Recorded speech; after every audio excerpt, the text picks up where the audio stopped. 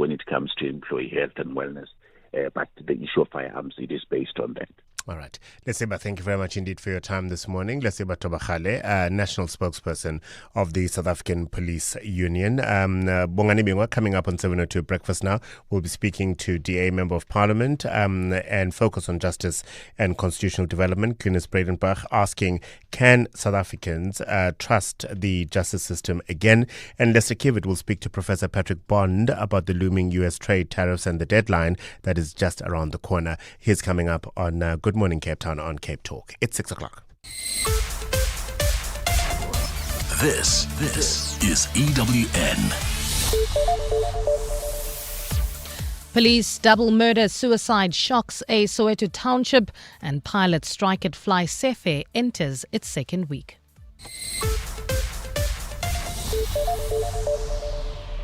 Good morning, I'm Bali Dlamini. Gauteng police have opened an inquest docket while also investigating 2 counts of murder against one of their own. This after 2 people were shot dead in Protea Glen in Soweto by a police captain. The incident on Saturday evening took place during a birthday celebration for the captain's girlfriend. Witnesses say the officer pulled out a gun and fatally shot his girlfriend, who is also a police officer, and her brother before turning the gun on himself. 3 other people were wounded in the crossfire. Police spokesperson Dimakatso Nebuhulwi. The Provincial Commissioner of the Police in Gauteng, Lieutenant General Tommy Mtombeni, has reacted to this incident with sadness and has sent his heartfelt condolences to the affected families. He said that we are giving our members these tools to protect themselves against criminals. So it is so very disheartening to see the very same tools being used to kill their loved ones. The strike by pilots at low-cost airline Fly Sefe enters its second week today. It's after pilots affiliated to trade union Solidarity rejected an offer from management and voted for the strike to continue. Negotiations between the union and the airline's management resumed last week, but Solidarity claims little progress has been made. The union accuses Fly Sefe of failing to fully engage in the dispute resolution process at the CCMA. Ntokozo Khumalo reports. Dozens of passengers were left stranded last week after Fly Sefe was forced to cancel flights due to the pilot strike and lockout.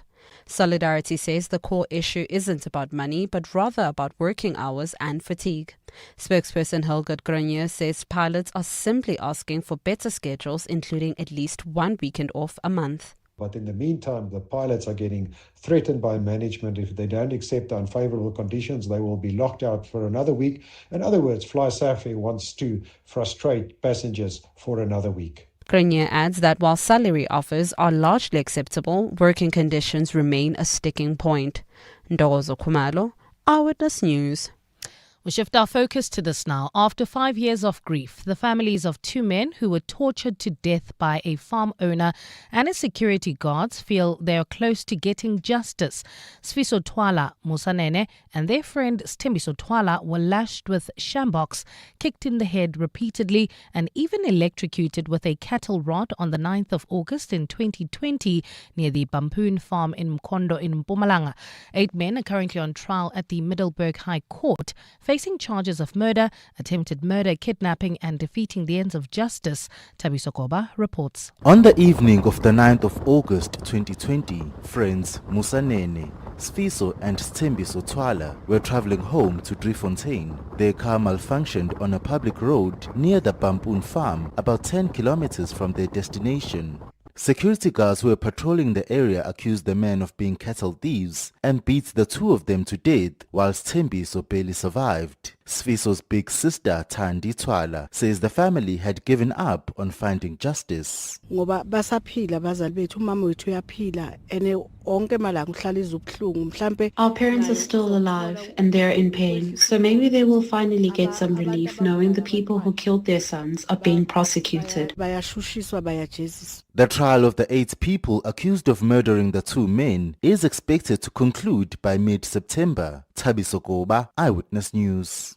In the Western Cape now, the Social Development Department has handed over more than 10 specially adapted vehicles to NGOs working in the disability sector.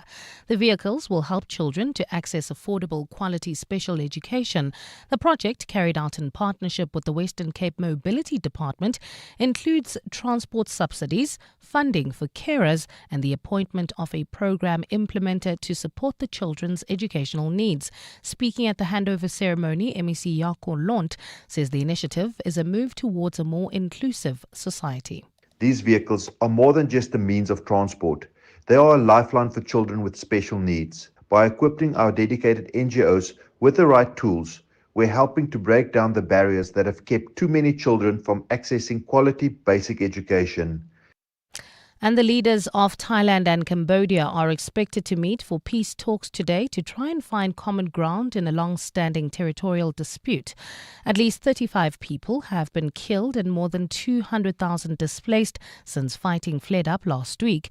Today's meeting is part of efforts initiated by US President Donald Trump, where the two countries will meet in Kuala Lumpur.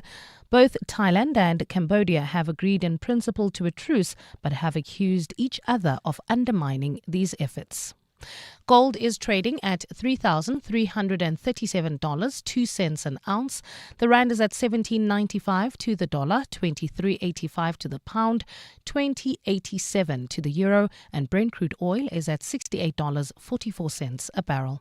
And in the traffic, we've got delays on the M1 North already between Boysons Road and the Crown Interchange while travelling in Bedford View. A car stuck on the road on the N3 South right near Van Buren Road. Please be on the lookout for that one.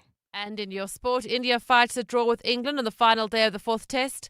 Luis Diaz set to leave Liverpool for Bayern Munich. Oscar Piastri won the Belgium Grand Prix to extend his lead in the Formula One Championship to 16 points. A partly cloudy day in store for Gauteng today. Joburg starting at lows of 3 degrees, peaking at 16. Pretoria 5 and 18 and Vereeniging 2 and 15 degrees. The top story in EWN, Gauteng police have opened an inquest docket while also investigating 2 counts of murder against one of their own. EWN, in touch, in tune, and independent. For the latest, visit ewn.co.za or download the EWN app. This is Breakfast with Bongani Bingwa on 702. Let's walk the talk.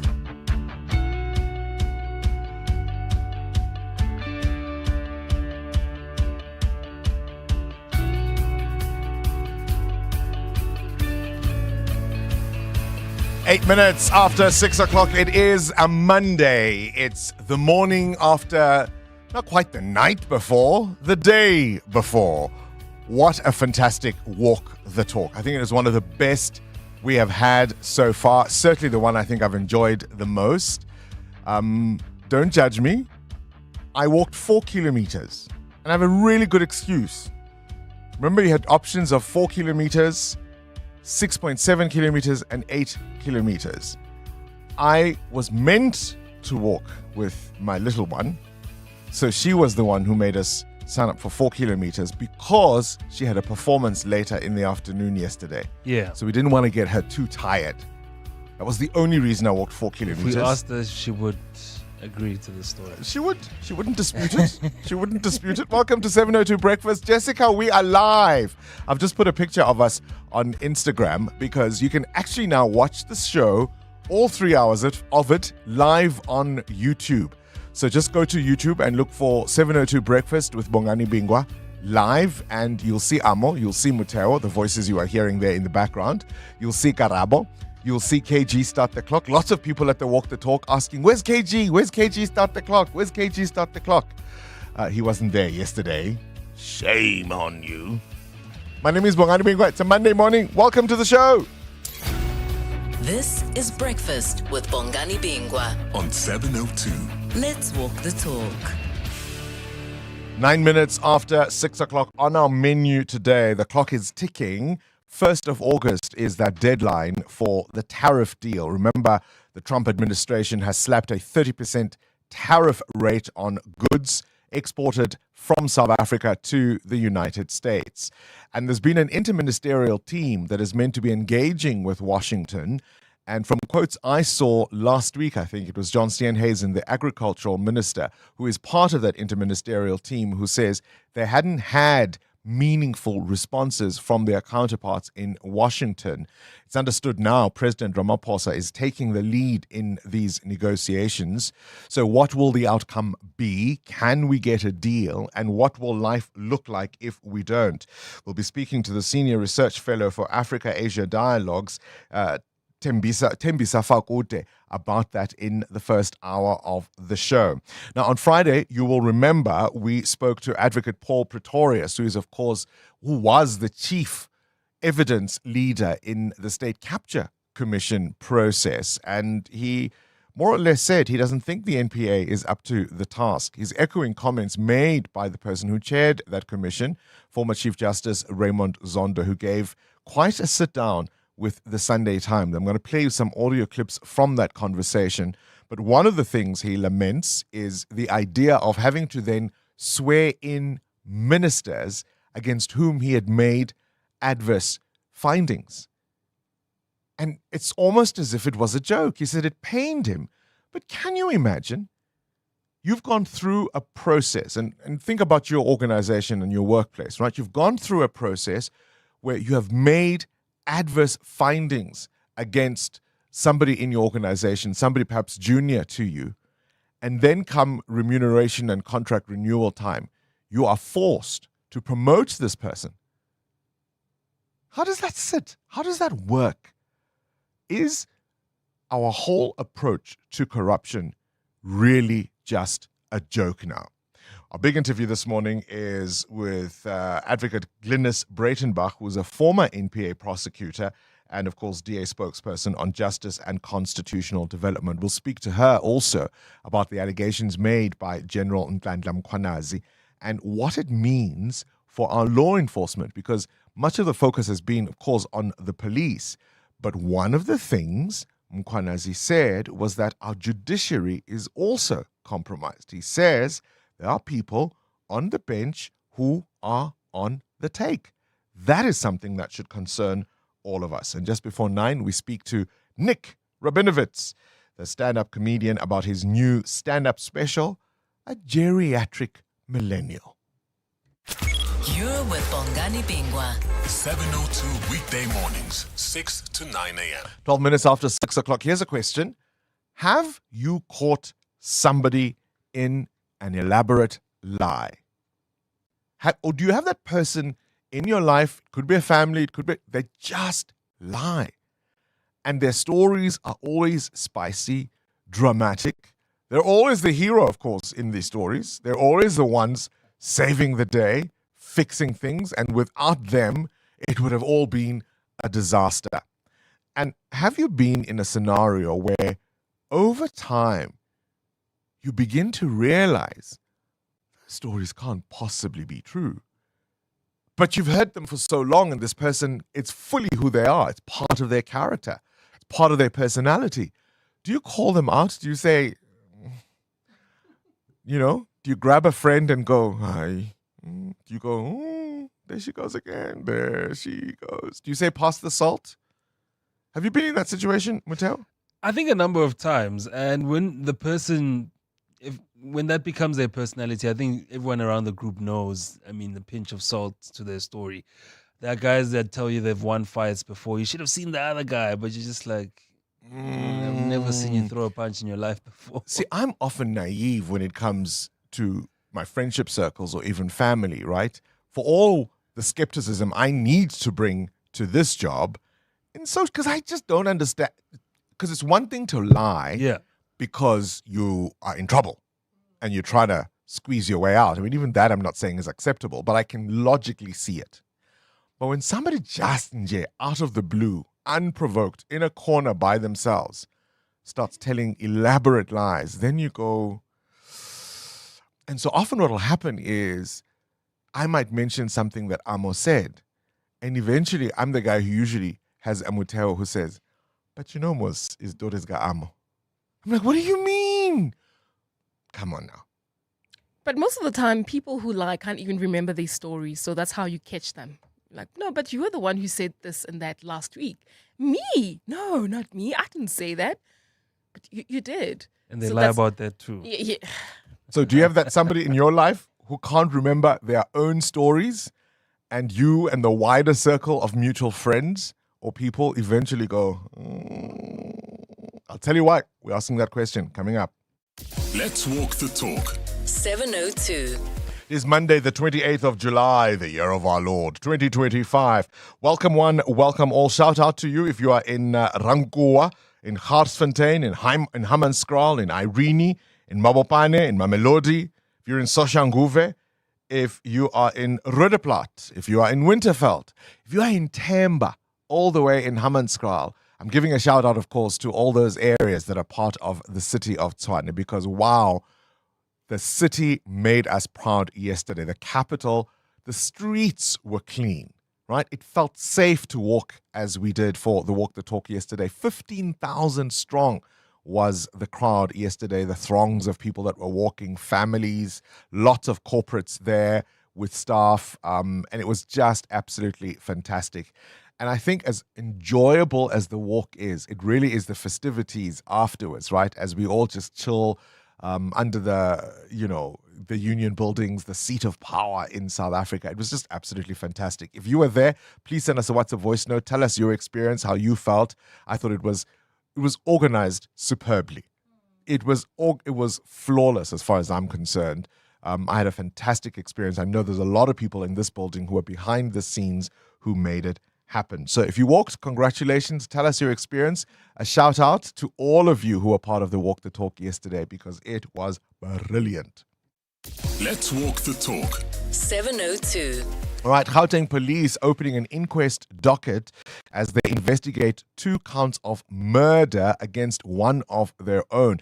This is the 2 people who were shot dead in Protea Glen in Soweto by a police captain. It happened on Saturday evening at this captain's girlfriend's birthday celebration. They say the officer just pulled out a gun, shot his girlfriend, also an officer, and her brother before turning the gun on himself. 3 others were wounded in the crossfire. It's an absolutely shocking story, and we'll give you more details on it as the day unfolds. The Fly Safair strike enters its 2nd week now. Pilots affiliated to Trade Union Solidarity rejecting an offer from the airline and voting to continue the strike. The negotiations resumed last week, but Solidarity says little progress has been made. In fact, they're accusing Fly Safair of failing to fully engage in the dispute resolution processes at the CCMA. So if you've got a Fly Safair flight booked, I do feel sorry for you. Breakfast with Bongani Bingwa on 702. Let's walk the talk. 18 after 6, Mateo Haripa, you've got a question of your own? I want to say before that I'm in trouble with a 6-year-old, by the way, who has asked me to talk to the organizers of Walk the Talk because he wants to run the talk. He says there's no use in walking, he'll never win. He wants to win. He wants to win. So I had to explain to him, no, we have to walk. This is part of the... I was like, no. Where does he get his competitive streak from, I wonder? Can't be me. Can't be me. Must be his auntie. Must be his auntie. Anyway, I want to know this morning, what's that trump card you have up your sleeve? Are you somebody who has the street smarts? Can you talk yourself out of anything? You have a great network that you can rely on. That thing that you use as a trump card when you're facing any sort of challenge, or you just want to get ahead. Ooh, that's a very difficult one to choose. I mean, I think I'd like to believe my network is quite solid. But the gift of the gab is why I'm here, right? I was about to talk my say, way out of why not that trouble, right? I'm so curious about what prompts the question. 702. Weather. 19 after 6, the conditions you can expect on this Monday. A cloudy day in store for Gauteng. Joburg temperatures 3 to 16, Pretoria 5 and 18, Vereeniging 2 and 15, Bombela 6 and 15, Bloemfontein 2 and 17. Durban will be partly cloudy, becoming fine later, a maximum of 20 degrees. Johannesburg and East London 19. Cape Town expected to be fine, a peak of 22.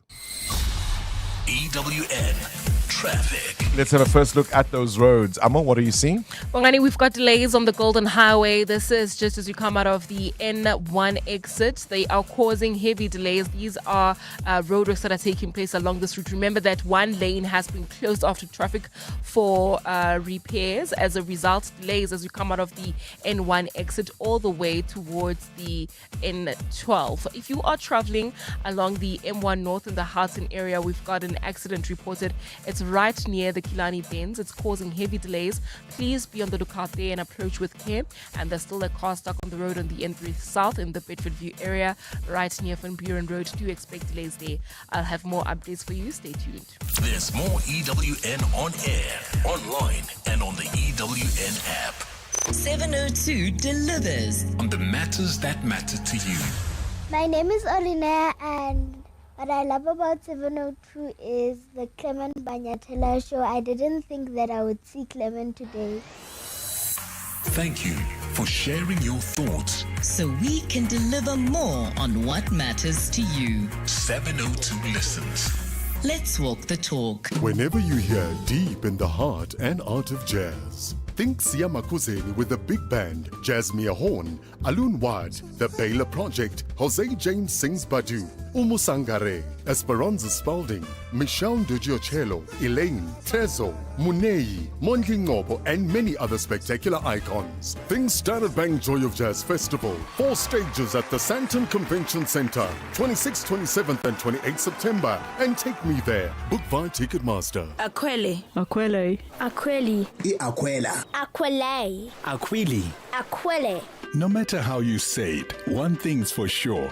Aquele is South Africa's most loved water brand, refreshing you with pure natural spring water and delicious flavored sparkling drinks. From every sip to every smile, thank you Mzansi for making Aquele a part of your everyday moments. Aquele, spreading joy to South Africa naturally. Medical aid plans, they're normally like this. So, you'll need to take this form and this. Don't forget this too. Okay, wait. Don't forget this one. Wait. Okay, done. My back! Sorry, sir. That's gonna have to come out of your savings. At Bonitas, we make our plans simple, so they're easy to understand. We also offer a benefit booster and a range of other benefits that don't come off your savings. Visit bonitas.co.za when you need us. Bonitas, medical aid for South Africa. T's and C's apply. 702. Add your voice. Have your say. Let's walk the talk. Bongani, look, man, what Mukhana's made the allegations about the judicial NPA also being on the payroll for criminals. Shamela Bato herself mentioned that, and the next day when she was asked, then she changed the statement. That is what the people within the institution are saying, but they don't want to come out because of this sort of protocol and stuff. Moshe Bai. Michelle, we've got to ask ourselves some tough questions. I've got some audio that I want to play for you from the former Chief Justice Raymond Zondo, who gave really a wide-ranging interview to the Sunday Times. This was, of course, on the sidelines of this corruption summit just last week. And he says, we were on a critical turning point in the fight against corruption when the Scorpions were disbanded following a resolution of the ANC. This was in 2007 at that conference. And, of course, we're now sitting in a situation where so many of the serious investigations into corruption simply haven't been given attention. Start your day with Bongani Bingwa on 702. Let's walk the talk. 24 minutes after 6 o'clock, things you need to know at this hour. So as I say, the Fly Safe Air pilot strike continues with around a third of the airline's cockpit crew, represented by Solidarity Union, still off the job. Fly Safe Air says more pilots are returning. Flights are running smoothly, but on a reduced schedule with limited seats. Today is World Hepatitis Day, drawing attention to a disease that kills more than 1 million people every year. And yet, there's a lot of silence, stigma, and neglect around it. Even with effective treatments, reliable tests, and a vaccine that could prevent most hepatitis B infections in newborns, progress is slow. The World Hepatitis Alliance says misinformation, low awareness, and a lack of urgency from decision makers needs to be tackled.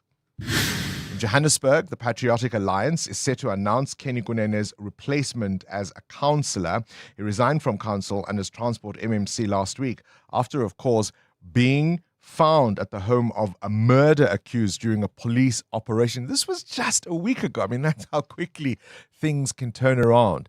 It was on a Monday morning when this happened, and gosh, and look at how much Kenny Kunene's life has changed since. Adam Gilchrist has a story just coming out of Taiwan. Voters taking part in that island's largest ever recall election on Saturday. 24 opposition MPs from the Kuomintang Party, also known as the China-friendly nationalists, faced a vote to remove them from office, but all of them have kept their seats. And it was on this day, 1992, Mary J. Blige released her debut album, What's the 411, a groundbreaking project that blended hip-hop beats with soulful vocals. The album shot to the top of the R&B hip-hop albums chart, reaching number 6 on the Billboard 200. And I think it was the heralding of a powerful new voice in music. Mary J. Blige went on to earn the crown of the Queen of Hip-Hop Soul. 702. The newspapers. 26 minutes after 6 o'clock. Sfiso Zulu, you would have heard on Friday, right? Was very nasal. Shame is taking a couple of days off, just trying to recover. Welcome back to the Chocolate Voice. Thank you so much. Mbali Dlamini, always great to have you on the show. Thank you. If you've ever wondered what Mbali Dlamini looks like, you can see her now live on our YouTube channel. Oh, just you look guys for didn't tell me. 702 Breakfast with Bongani Bingwa. Jessica, we are live. Oh. We are live, Jessica. So many of the comments, in fact, are all about, oh, is this what you guys look like? Somebody says, I finally get to see Amo Ramila and what she looks like. So you can catch us live. You can watch all 3 hours of the show and see how the sausage is made. You see, we're keeping no secrets from you any longer. All right, what you got in the papers? This is an interesting story, Bongani. In the middle of everything that's been happening, how often do you check your address on Google Street View to see what picture they have of you? I haven't checked it in a while. Well, then you would like to enjoy this story. An Argentine who was captured naked in his yard by a Google Street View camera has now been awarded some compensation. So he took Google to court because they caught him in his yard over a 2-meter wall and he wasn't wearing any clothes. And then he got ridiculed and he got a lot of, hate, I suppose, because news agencies in Argentina were actually running the story quite a lot. So people had his address and also this picture that you wouldn't want to come out. Oh, so he was just sunbathing in the privacy of his yard. His own yard. So he went to court to fight this. And their argument was that his wall was not high enough. And they said his issue was that he wasn't wearing clothes at all. But eventually a court has ordered that he be paid compensation, which goes up to the amount of around 220,000 South African rands. Goodness me. Mm-hmm. That's a frightening story. I've lost my copy of the Business Day. I had it right in front of me. But the story I wanted to highlight was yet another executive caught in a lie. And if I can just have that copy from the Business Day. Producer Bapelile stole my paper and didn't return it. The JSE imposing a hefty penalty on former EOH director Anushka Bogdanov for falsely claiming to hold a PhD. This is, of course, an official and who was with EOH. What's extraordinary is that she was the chair of its Social and Ethics Committee, and she was also a member of the Governance, Risk and Nomination and Remuneration Committees. It is, of course, yet another saga because 18 months ago, you may remember, the economist Tabilioka was also found to have lied about holding a PhD. And both of them, it seems, claimed they were from the London School of Economics. Have you been caught in an elaborate lie? The front page of The Citizen, will Kenny bounce back? They are asking. And a lovely picture of President Cyril Ramaphosa and former President Mbeki sharing a light moment at the Liberation Movement Summit in Kempton Park in Ekurhuleni at the weekend. Those are the newspapers.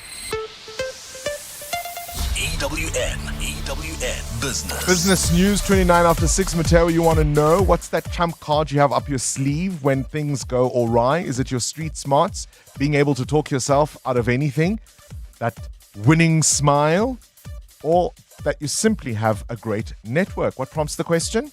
Bongani, the European Commission President Ursula von der Leyen and US President Donald Trump have announced a major trade deal.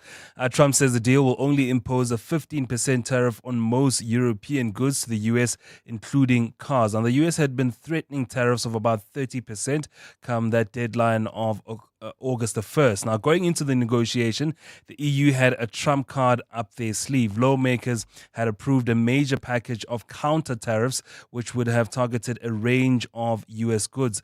The bloc also considered deploying the EU's anti-coercion instrument, a move seen as a trading bloc trade bazooka for the EU. The anti-coercion measures also allow the EU to impose various restrictions on access to the EU market. This includes any tendering or providing services in the EU. So no US companies would have been able to do that, notably to public procurement as well as the ability for US suppliers to sell food and chemicals in the bloc. Now, that weapon resulted in the two nations reaching a middle ground during negotiations. The EU has halved a tariff. The US rather has halved tariffs from 30 to 15%. The EU was targeting tariffs of around 10%, so they're quite close to their number.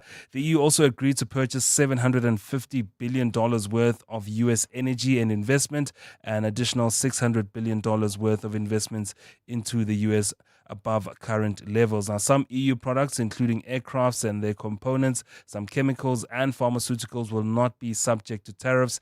EU leader Ursula von der Leyen also said that the new 15% tariff rate would not be added to any tariffs already in effect. So finding a middle ground there, but walking into that negotiation with some power. They had a bazooka. What do we have? We're bringing a kitchen knife, a butter knife, I suspect. Where's the rand? 17 rand 72 cents against the US dollar, 20 rand 84 cents against the euro, and 23 rand 82 cents against the British pound. The price of gold at $3,340 an ounce, or platinum is at $1,418. Brent crude at $67.86 a barrel. More business after 7.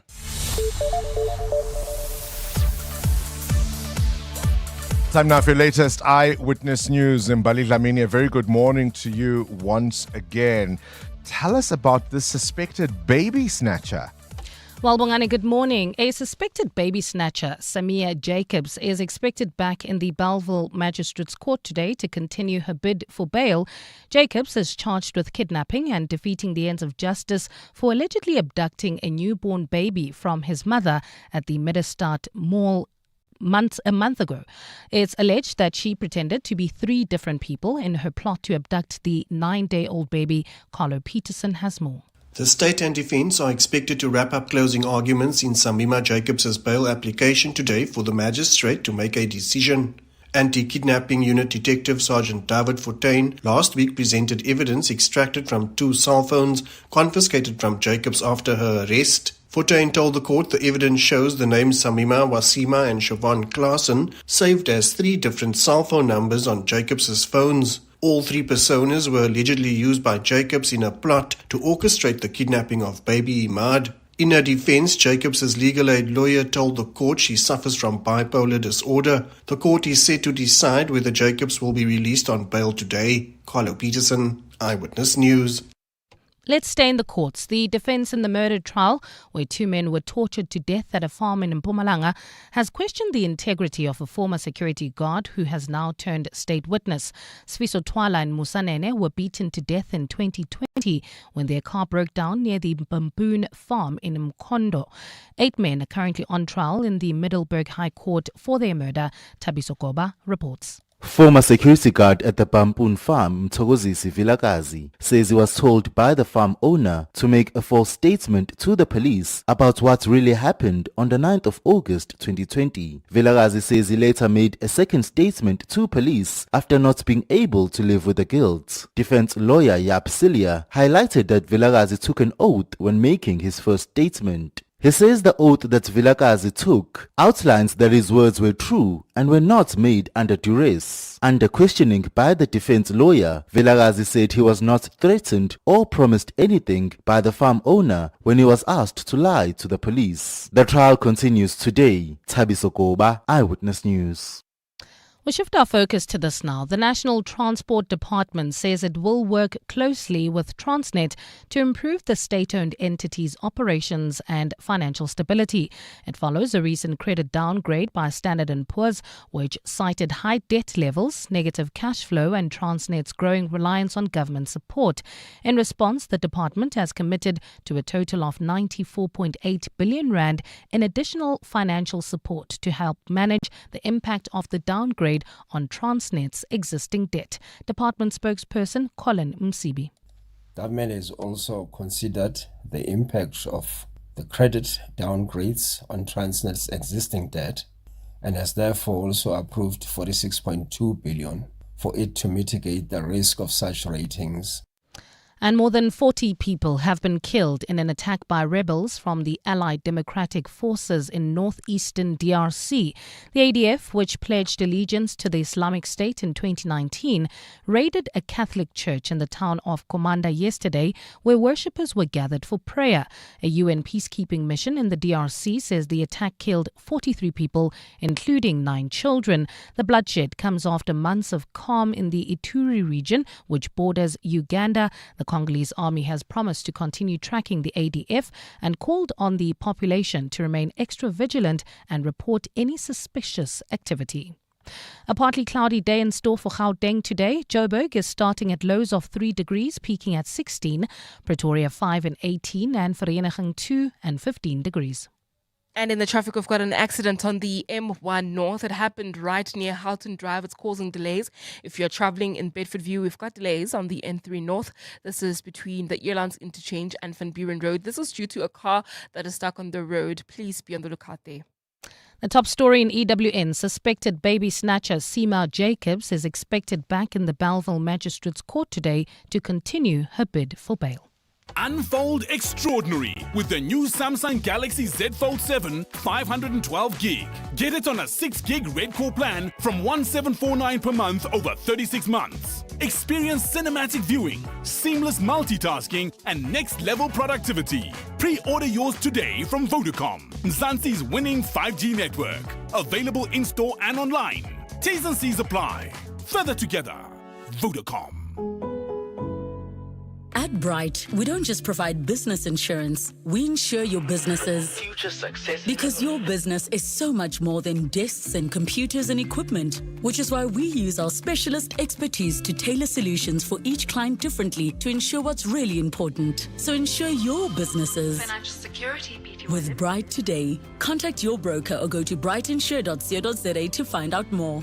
Bright, approach risk with purpose. Bright is a licensed insurer and authorized FSP. The Johannesburg Philharmonic Orchestra's early spring season features a stellar lineup of international and local talent. Enjoy favorites by Mozart, Beethoven and Tchaikovsky. Concerts run at the Linda Auditorium on Thursday evenings from 7 to 28 August. Book at Quicket. Visit jpo.co.za for more info.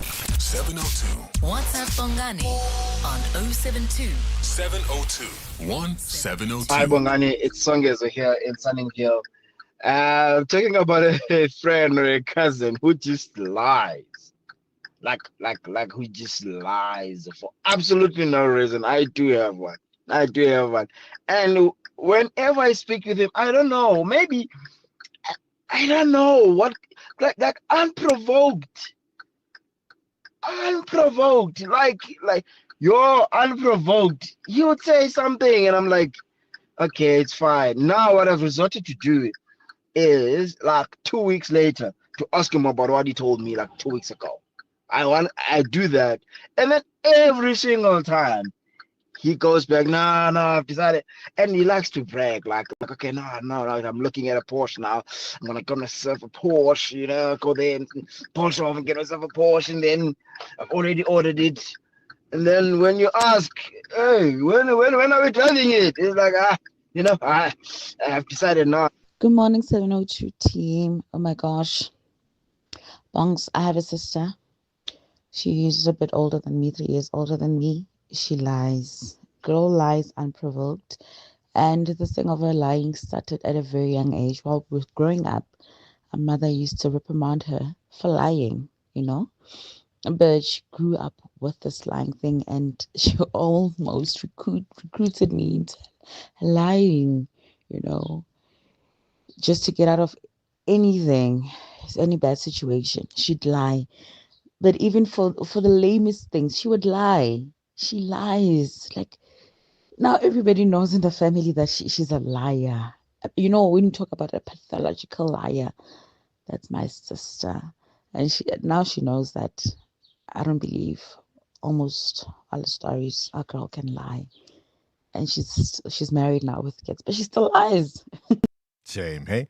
And eventually everyone around you just goes, and they tend to be braggers. They're always the heroes in the stories that they share.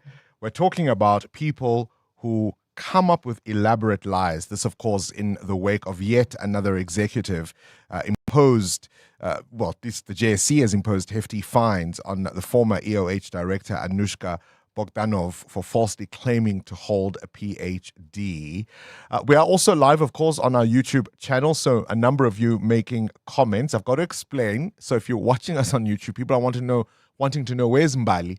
Mbali's in a separate booth where she does her bulletins. It's a whole setup, so she's not quite in the main studio. She'll walk in every now and again to give me a copy of her bulletin, and then she goes into her news booth to be able to read from.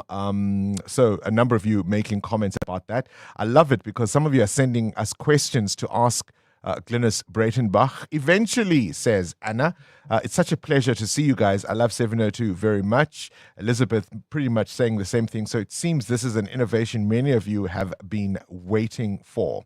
So yes, Jessica, we are live. Good morning, Bongani Bingwa, News 702 team. This is Elton Gordon in Pinetown, eThekwini, KZN. So excited to see you guys on YouTube this morning. Wow. Thanks, guys. Keep it up, eh? Stellar work. EWN Sport. And if you've always wanted to see the great Cindy Paluta, well, you can see her now. She was rolling her eyes. I just pulled a face, an ugly face at Bongani. Jessica, we're alive. And then I rolled my eyes so hard at him while he's telling people they can go watch me on the YouTube. And me rolling his eyes going, oh, shut up, Bongani. Stop telling people to go watch me. But luckily the camera's not facing me. It's actually facing our IT tech. Well, anyway, let's get straight into sport. Yes, because let's start with cricket, right? Okay. Because I don't know if you were around yesterday, but the test between India and England, if you're not a big cricket fan, must have been so frustrating to just watch. I missed everything because I was at Walk the Talk, yes, so I have no idea of the drama. Yes, of what course happened? You were. So, fourth test between India and England, all coming down to the last session. India batted it out to draw the match. So India were 0-2 at one stage. England had posted 669 in their innings, right? And India were 0-2, and you were thinking, right, this is it. This is done. England have just got to get Yeah, another because I thought 8 wickets. in my head, I'm thinking they weren't England cruising. I'm thinking, what changed? Yeah. No. India finished on 425 for 5 in reply to England's 669. Gill, Jadeja and Washington all making centuries before the team shook hands after tea.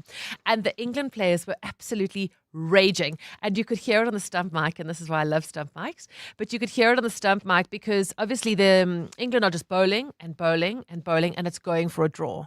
And England won, like, guys, let's just shake hands. And India like, no, we're waiting for Washington to get to a century. And Ben Stokes, his body is so old. I mean, he was man of the match, but the last time he took a fifer was 8 years ago. It's been 2 years since he scored a century. The guy's like, can we just call it, guys? I don't know if I can carry on. No. So anyway, once he got a century, they called it. It was very fascinating. India only lost 2 wickets in 142 overs yesterday. 142 overs. Goodness me. I mean, it is so frustrating.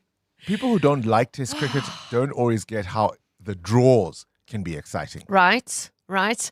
England lead the series 2-1 with the final test starting Thursday. After the opening weekend Currie Cup rugby, the Lions topped the table ahead of the Bulls and Pumas. Surprise of the weekend was the Cheetahs losing to the Cavaliers 37-35 yesterday afternoon. In football transfer news, Luis Diaz set to join Bayern Munich after they agreed a deal with Liverpool worth €75 million.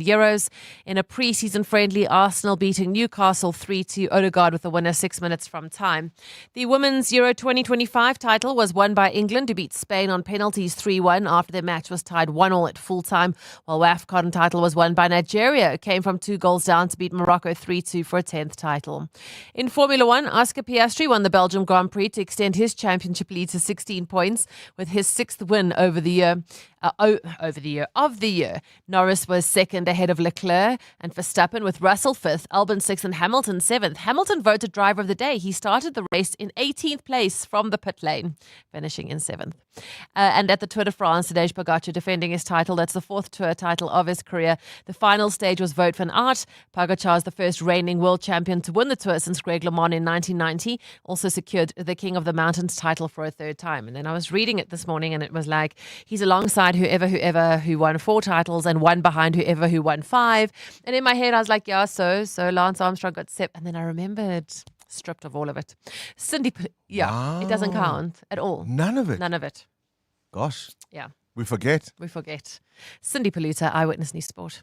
The brainy kids of the Whiz Quiz. On 702. Hi, Uncle Bongani. My name is Damien. I'm 10 years old. I'm going to law school, Florida, and I want to be a professional rugby player. Ooh. Are you, what's your number? What's your number? Where do you want to play? Are you going to be a winger? I want to know. Damien, we've got 10,000 Rand to give away. EWN Traffic. 14 minutes before 7 o'clock. Let's catch up with the roads. Are there delays on the Golden Highway? And of course, before we get to that, let us tell you that this Eyewitness News Traffic is brought to you by Outsurance in partnership with 702. Amo? Well, Bongani, yes, those roadworks are causing delays along the Golden Highway between the N1 and Main Road. As a result, about a 15-minute hold up there. The Golden Highway is closed off to traffic on one lane. So the one lane that's open to traffic is forced to be used as a 2-way lane. So please be patient if you're driving along this route and drive with care. If you're traveling on the N1 north out of Naturena, an accident reported. It's right near the Golden Highway, delays towards the Deep Kloof interchange. Another accident seen in Parktown on the M1 north after Empire Road, causing heavy traffic volumes. And there's also queuing traffic along the N3 north between the Elands interchange and Van Buren Road. This is due to peak time delays as well as a car stuck on the road between those 2 points. Please drive with care there. I'll have more updates. Stay tuned. There's more EWN on air, online, and on the EWN app. The Outsurance pointsmen know that every car on the road carries a story. Like the eager beaver driving to meet the woman of his dreams. Butterflies in his stomach, GPS on full volume. He checks his hair for the 7th time. Looking good. The Outsurance pointsmen know it's not just a car in traffic. It's a possible love story on the move. Every story's different and every story matters. That's why the Outsurance pointsmen have been doing what they do since 2005 in proud partnership with 702. Outsurance is a licensed insurer and FSP. Corporates That Care promotes and encourages corporate leaders and all citizens to walk the talk for a better South Africa. CAT Corporates That Care this Wednesday at 10 to 9 will be speaking to Akwele. They'll be in conversation with me, and we do this on Wednesdays to highlight efforts of companies and brands dedicated to building our country. Corporates That Care is a Prime Media Cares initiative with 702 and Prime Media Outdoor. 702, let's walk the talk and together make a difference. Icy adventure awaits in Penguin Rush, the amazing new multiplier game exclusive to Hollywood Bets. Balance risk and bag big rewards in this boundary-pushing game. Tap into thrilling adventures, rapidly increasing multipliers, tricky obstacles, and different difficulty levels that bring you closer to big wins. It's everything you ever wanted in a multiplier game and more. Bet now to feel the rush. T's and C's apply. Hollywood Sportsbook is a licensed betting operator. Hollywood Bet supports responsible gambling. No persons under the age of 18 years are permitted to gamble. Winners know when to stop. South African Responsible Gambling Foundation toll-free counselling line 0800 006 008 or WhatsApp help to 076 675 0710. 702. Coming up at 7:15, the big interview. At the heart of global conversations shaping our future, Africa's voice is more important than ever. As proud lead sponsor of the B20, the Standard Bank Group is honored to showcase the continent's growth, partnerships, and potential on the world stage. Because driving Africa's growth isn't just our ambition, it's our purpose. Tune in every Monday from 3 p.m. for the Standard Bank B20 In Brief for key insights and updates around the B20.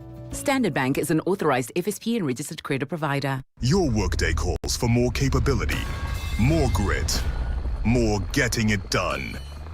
Your weekends demand more freedom, more pushing the boundaries. And the all-new GWM P300 Bucky is where it all comes together. Ring it on in the all-new GWM P300 from $6,999 per month. Visit gwm.coza for T's and C's and to book a test drive. Go with more. Go with GWM. Coming up in the next hour, what's the question? And it's brought to you by Outsurance. Up to 3,000 Rand in cash is up for grabs. So what you do is you send us an answer based on something you heard on the show that piqued your interest, and for that you win 1,000 Rand. Simply WhatsApp us your name and the answer to 072 702 1702. And of course, a little later, someone else will get to ask a question to win 2,000 Rand. Remember, you stand a better chance of being selected to give us today's answer if you've SMS'd out to Outsurance and got yourself a quote. So do it now. SMS out to 45142 and you could save on your car insurance. Join us. Let's walk the talk. This is 702.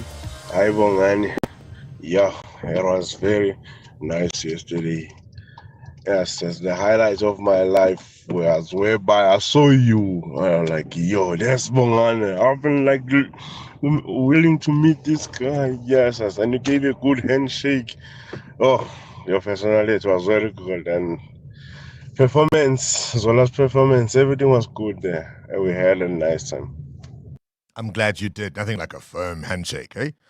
It was lovely to walk with so many of you in the Walk the Talk yesterday. If you were there, share your memories, share your experiences. Tell us about how you experienced the vibe, the walk.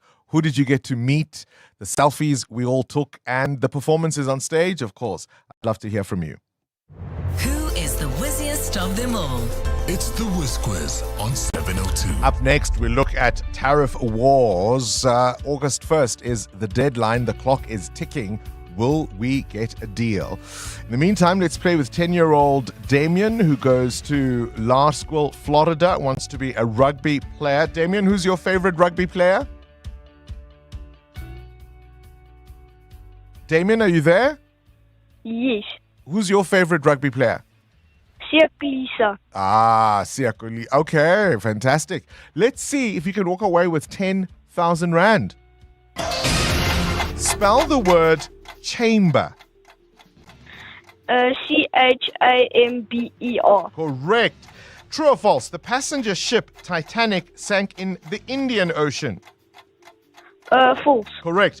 In which sport do you putt a small hard ball on a green? Golf. Correct. How many planets are there between Mars and Saturn? Is it 1 or is it 5? 5. It's 1. True or false? The British Prime Minister lives at the White House. True. It's false. Which one of South Africa's coins has the highest value? Skip. 5 Rand. What is 7 minus 3? It's 4. Correct. Which one is one of Snow White's 7 dwarfs? Skipper or Sleepy? Sleepy. Sleepy is correct, and we'll take it in time. That gives you a tally of 5 correct answers. I'm looking around the room. 500 Rand is what you walk away with, Damien. There you have it. Well played. Damien is 10 years old. You, of course, have to be aged 10 to 13 to play the Whiz Quiz. The brainy kids of the Whiz Quiz. On 702. Current events, developing stories, Tough questions. your voice making a difference. This is Breakfast with Bongani Bingwa. 6 to 7, onto this now. The clock is ticking to Friday, August the 1st. The nation holding its breath. We're all anxiously waiting the outcome of high-stakes trade negotiations between the United States and South Africa. There's a looming 30% tariff on South African exports, and it really has been casting a shadow since April when it was first announced. And now, with the government running out of time and racing against the clock to secure a last-minute deal, the stakes could not be higher. To help us understand all of this, we've got Thembisa Fakute, who is a Senior Research Fellow for Africa-Asia Dialogues. A pleasure to have you on our show. Thank you for your time. Thanks for having me. Can we get a deal? Well, we don't know, but it's likely because the negotiations were ongoing. Minister Pakstow has been at work trying to negotiate a deal, and President Cyril Ramaphosa has been doing the same. But of course, the news of last week of possible sanctions against senior ANC officials and the South African government were troubling and worrying. Means that you now have parallel processes. One trying to fend off the possible sanctions, and the other one trying to get a better deal with Trump. But given what happened yesterday with the European Union, because there was a big deal that was signed in Scotland yesterday, one hopes, of course, that South Africa is going to get the same if Donald Trump doesn't kick the can once again down the road. Yeah, the EU, of course, has its anti-coercion instrument, right? What they're calling a trade bazooka. Some would suggest we're coming into these conversations with a butter knife. Well, sure, but we also are an important player. We export quite critical goods and services, including minerals, to the United States. So they need us more than they need us, and we also need them. So I don't think they will go ahead unilaterally impose any tariffs on South Africa without taking serious consideration of the impact. Look, you mentioned the possible sanctions against particular ANC leaders, and I wonder if we are reading the room. Despite, for example, the obvious objections to Mcebisi Jonas as our envoy, our government has still not disavowed him. Yes, they haven't, and the president has made a decision, but I don't think he's got the necessary papers to go to the United States. The fact that he was absent in that first initial meeting in the White House suggests that he's still not allowed or have appropriate people to go there. But we're going to go ahead. But we're dealing with a president that doesn't really communicate much. And if he does have to communicate, it takes his time. So this is another problem. There's an urgent matter on hand, and we don't see him moving that fast. Instead, we see him making comments now and then, dragged out comments. And that's, of course, worrying to all of us who are living from afar. You are referring to our president now, President Ramaphosa. Yes, well, he's a nickname in the township. They call him Ramaphospona. Ramaphospona, Baba go slow, you take your pick. At BMW last week, he spoke of the need to diversify our exports. And one has to look at the comments that are coming out of the union buildings, is that even if we were to try to make the most, say, for example, of the African free continental trade area, all of those are long-term plans. August the 1st is this Friday. Indeed, but I think South Africa has enough alternatives. The China market, for example, is a very hungry market that could easily take all the goods that we're exporting to the United States, but at the same time, South Africa has taken a position to continue with its charm offensive and diplomatic efforts with the United States, which I think is a very good effort. So they're going to be continuing doing that, and hopefully Trump is going to postpone once again, as has done in the past, the deadline. And if that does happen, it gives us a chance to continue negotiating. All right, we'll keep watching developments. Appreciate your time. Thembisa Fakute, who is a Senior Research Fellow for Africa-Asia Dialogues. But I want to give you a sense of exactly who we are dealing with here.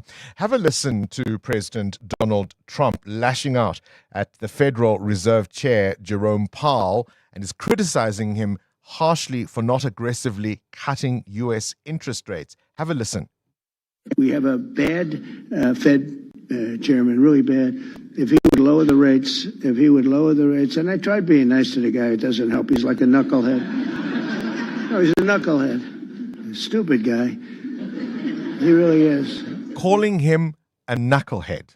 Right? That's the kind of president you're dealing with, that he would call his central bank governor a knucklehead. Can you imagine President Ramaphosa saying that about, Governor Kganyago, for example? I mean, it's beyond the pale. And for his explanations, the Federal Reserve Chair, Jerome Powell, explains why it is that they're not able to cut those interest rates, no matter how much pressure Donald Trump is bringing to bear.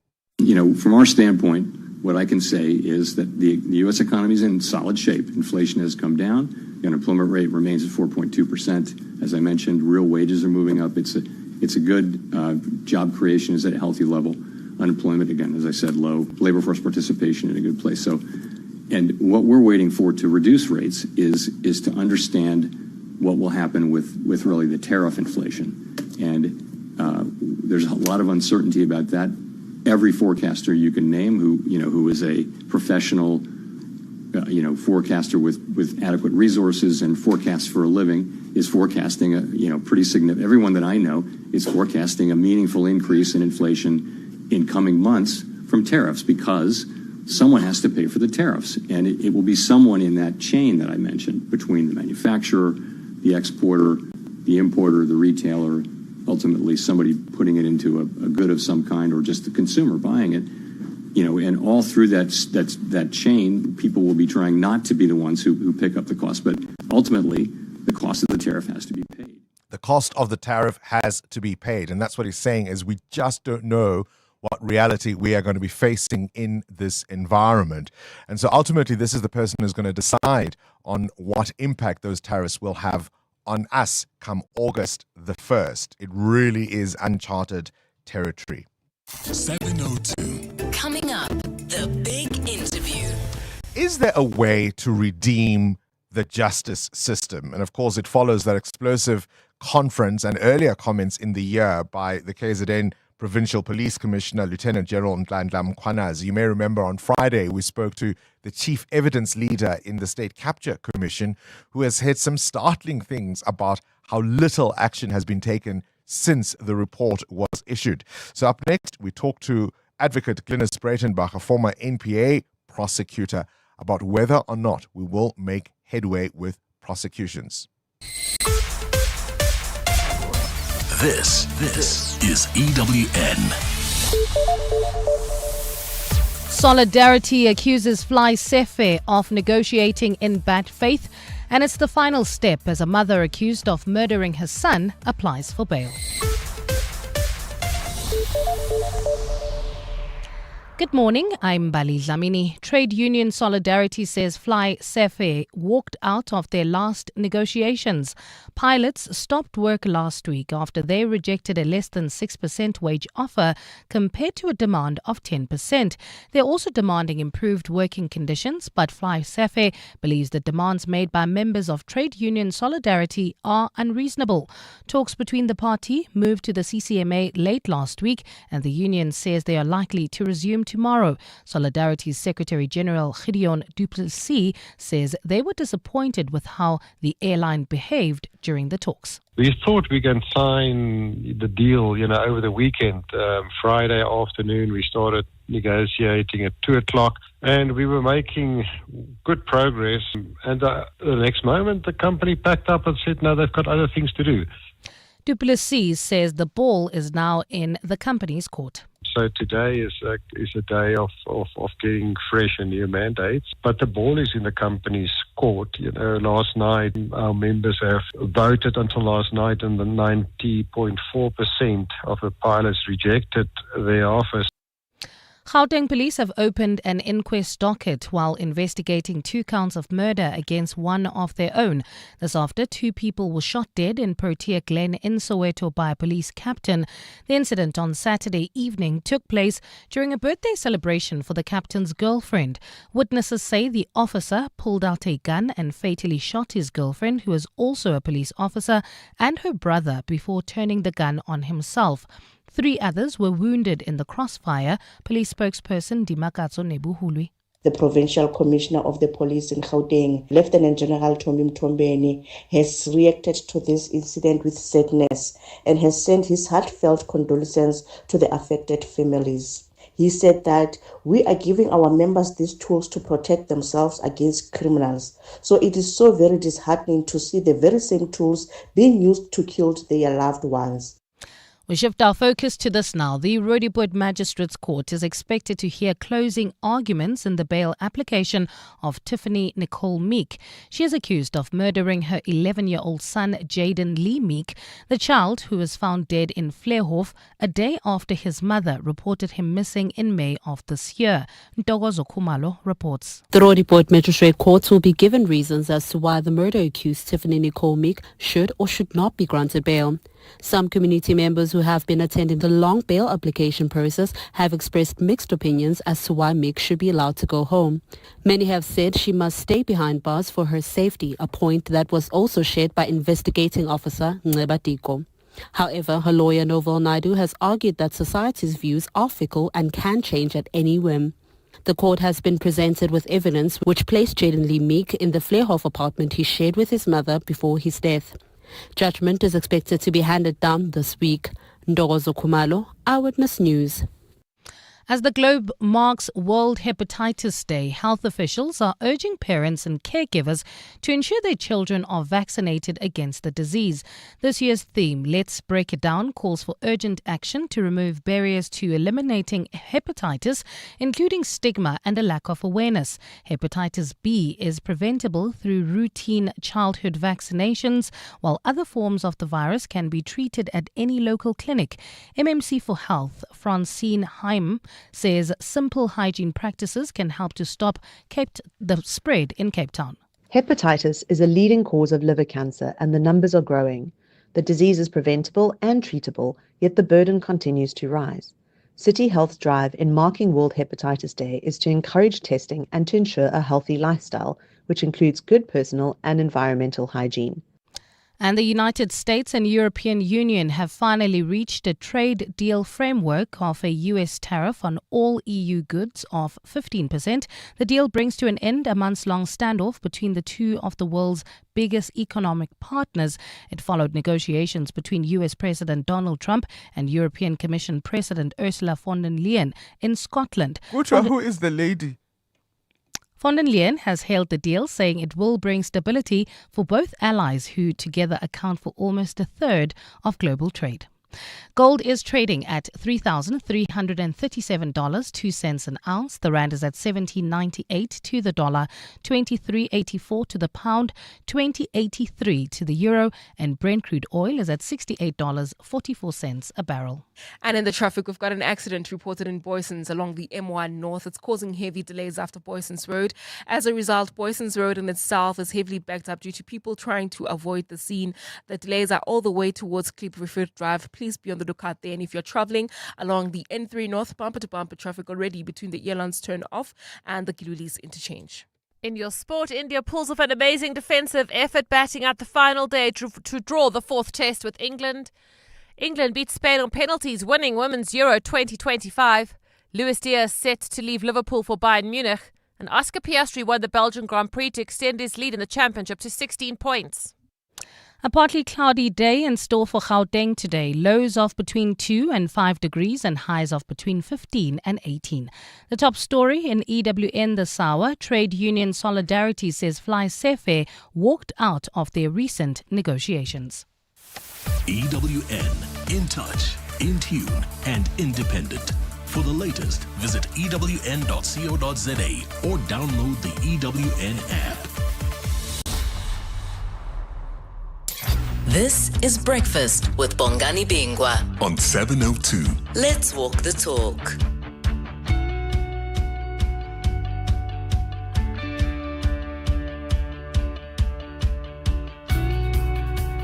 8 minutes after 7 o'clock. Welcome to 702 Breakfast. If you've just joined us, my name indeed is Bongani Bingwa. Got an entire team with me, just by the way, here in studio. We've got Amo Ramila. Very good morning to you, Amo. Good morning, Bongs. Morning 702 Landers. Muteo Haripe has just stepped out for a minute. Cindy Paluta is here. And of course, the producers, Rafiwa and Bapelile, are here. We've also got KG starting the clock. I'm giving you all those introductions so that you can recognize the faces you are seeing, because we are live on YouTube. Nearly 600 people are watching us right now as we speak. So if you've always wanted to put faces to the voices, to sort of see how the sausage is made, as it were, you can catch us. We are live streaming right now on YouTube. Just simply go to 702 Breakfast with Bongani Bingwa live, and you should be able to catch all of that on your YouTube channel. Up next, we're going to be looking at the justice system and whether or not our prosecutors are up to the task of dealing with all the corruption allegations that are in the public domain, but also those that have been investigated. The Sunday Times spoke last week to the former Chief Justice Raymond Zondo, who reflected on what has happened since state capture. And I want you to listen to how he says the critical turning point in our fight against corruption was the disbandment of the Scorpions. Have a listen. In the early 2000s, we had the Scorpions, which were very effective in fighting corruption. The criminals had begun to fear them, but in the 2007 ANC elective conference, a resolution was taken to disband them, and they were disbanded. The results are there for all of us to see what happened about the levels of corruption, because I don't believe that the Hawks, which were said to have taken their place, are up to that job. He doesn't believe the Hawks, which have taken the place of the Scorpions, are up to the job of dealing with all these prosecutions. One of the things that he said, which really was incredible to note, is having to swear in ministers against whom he had made adverse findings. Judge Zondo saying that he found it heartbreaking. It was disheartening. Here you are, you've gone through this lengthy process, R1 billion in terms of the money it cost. It was over 4 years. And you've said to the executive, you've said to the National Assembly, there are question marks around these individuals. What he's really saying is that should have been enough. The questions raised by that commission in its report should have been enough for those people not to come back. Instead, he found himself having to swear in the very ministers against whom he had made adverse findings. Have a listen to more of Justice Zondo giving PRASA as an example where there was information given to investigate quite late in the day, 2019 or thereabouts, and here we are, not much has been done. In the Commission's report, we referred to a number of complaints or cases that were lodged with the Hawks in 2017 by the board of PRASA that was chaired by Mr. Popo Molefe. We all know that corruption at PRASA has been there for ages and nothing really effective is being done. This board had gone to the Hawks and reported these criminal activities, and there were statements given. At the time of preparing the report of the Commission in early 2022, which was about 5 years later, there was still nobody who had been arrested. And the Hawks said they were still investigating. We called upon the head of the Hawks at the time to explain why there was such a delay. And the report, if you read it, says that his explanation was completely inadequate. Completely inadequate. And so the ministers around whom there are question marks have gone on with their merry lives. Some of those executives who were central to the dismantling of a number of state-owned enterprises have gone on with their merry lives because there simply is no capacity, certainly it appears, no will to deal with them. This is Breakfast with Bongani Bingwa on 702. Let's walk the talk. 13 after 7. What's your response then to the former Chief Justice essentially criticizing the executive, and particularly, you might say, the president for appointing ministers implicated in state capture. And he says, if he looks at his legal career, he says the slow implementation of the Commission's recommendations and the unpaid legal teams have left him and his colleagues disheartened. It really is, I think, a stinging rebuke. Some good news, though. The Business Day running with a story that the Transnet Port Terminals, Jabu Mdaki, the CEO, saying that South Africa's ports have handled over 100,000 containers in 1 week. It's the best levels they've seen since 2017-2018. This is, of course, also thanks to big investments in machines like cranes and trucks, especially at Durban's busy DC2 terminal. World Soccer governing body, FIFA officials, officially opening new offices in Rabat, Morocco yesterday, further establishing that country as a key hub for African football. And I asked the question earlier, have you been caught in an elaborate lie? Former EOH director Anushka Bogdanov has been fined R500,000 by the JSE and banned from serving on boards of JSE-listed companies for 10 years after admitting to falsifying a PhD qualification from the London School of Economics. Bogdanov misrepresented this credential in her CV and official declarations whilst serving on the board of EOH. And today, we mark the birthdays of two beloved storytellers who brought animals to life in very different ways. Firstly, Jim Davis, the creator of Garfield, the lasagna-loving cat with world-class sarcasm, turns all of 80. And Beatrix Potter, the mind behind The Tale of Peter Rabbit, was born on this day in 1866. 7:02. Up next, The Big Interview. EWN Traffic. Before we go to the big interview, this Eyewitness News traffic is brought to you by Outsurance in partnership with 702. It's 7:15. And will tell us about this crash on the M1 North. Bongani, it's hectic because it's causing heavy delays just as you approach the Boyson's Road off-ramp. And as a result, people are trying to avoid the scene by using Boyson's Road through towards areas like Turffontein. As a result, Boyson's Road is heavily backed up as well. Expect about a 20-minute hold-up. The delays as you come out of Xavier Street, that's on the M1 North, all the way towards the Crown Interchange. On top of that, you're dealing with peak time delays there. If you are traveling on the N3 North, we still have got bumper-to-bumper traffic between the Ealans Interchange and the Gilulis Interchange. This is due to peak time delays there. There's also queuing traffic already along the N1 North. This is between the 14th Avenue exit and Beyers Nadia Drive. I'll have more updates for you, but if you see anything else, we're on X at EWN Traffic. There's more EWN on air, online, and on the EWN app. Like the feeling of finding out you've got more leave days than you thought. The Outsurance pointsmen are here to ease traffic congestion and make your day a little brighter. Because traffic jams are not a vibe. Outsurance pointsmen getting you there quickly and safely since 2005. Outsurance really means it when they say you always get something out.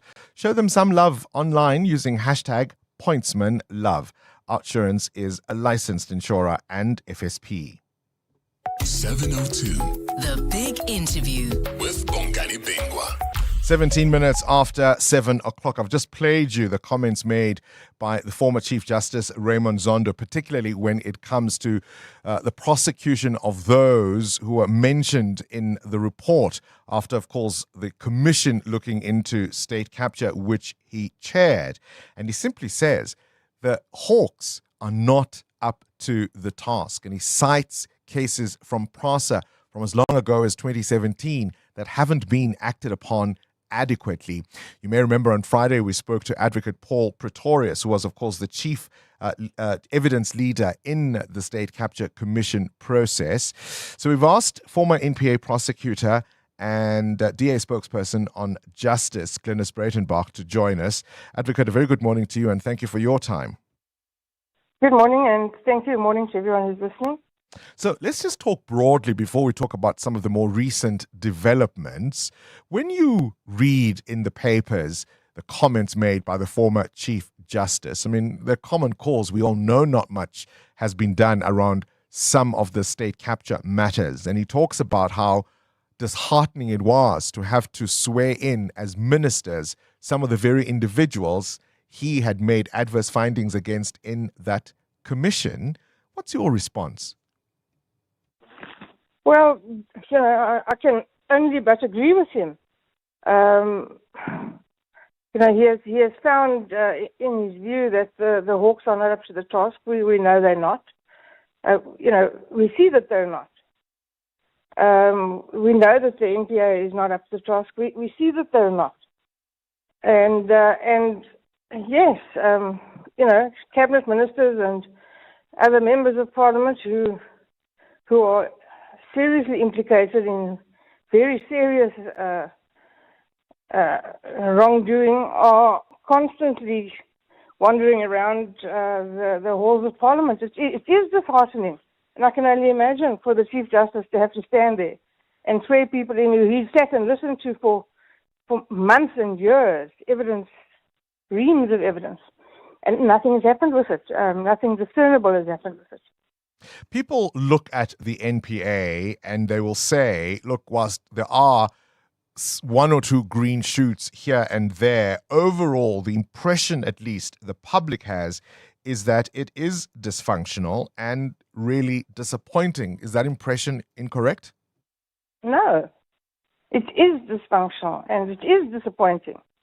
That being said, I mean, there are reasons for it that you can't blame the NPA today for.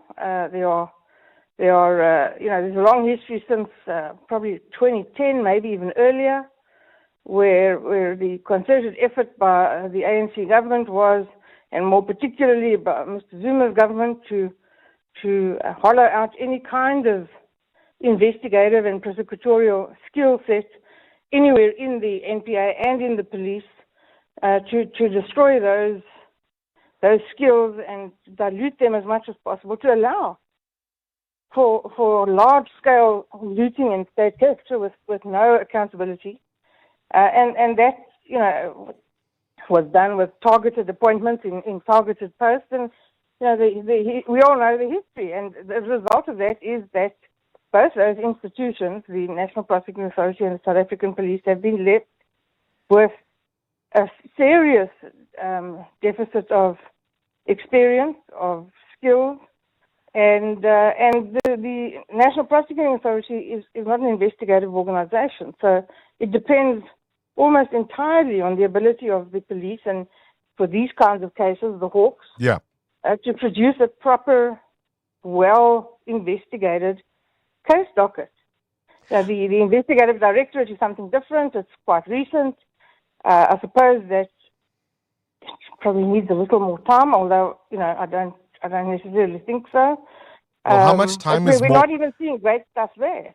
But how much time is more time? I mean, we keep thinking of some of these institutions. Yes, some of the denuding of skill and experience began years ago. But, for example, the suspension of Andrew Chauke last week comes after many, many years of questions around his prosecutorial decisions, including, of course, the withdrawal of the case against former Minister Zizi Kodwa, for example. Yes. Those are current issues.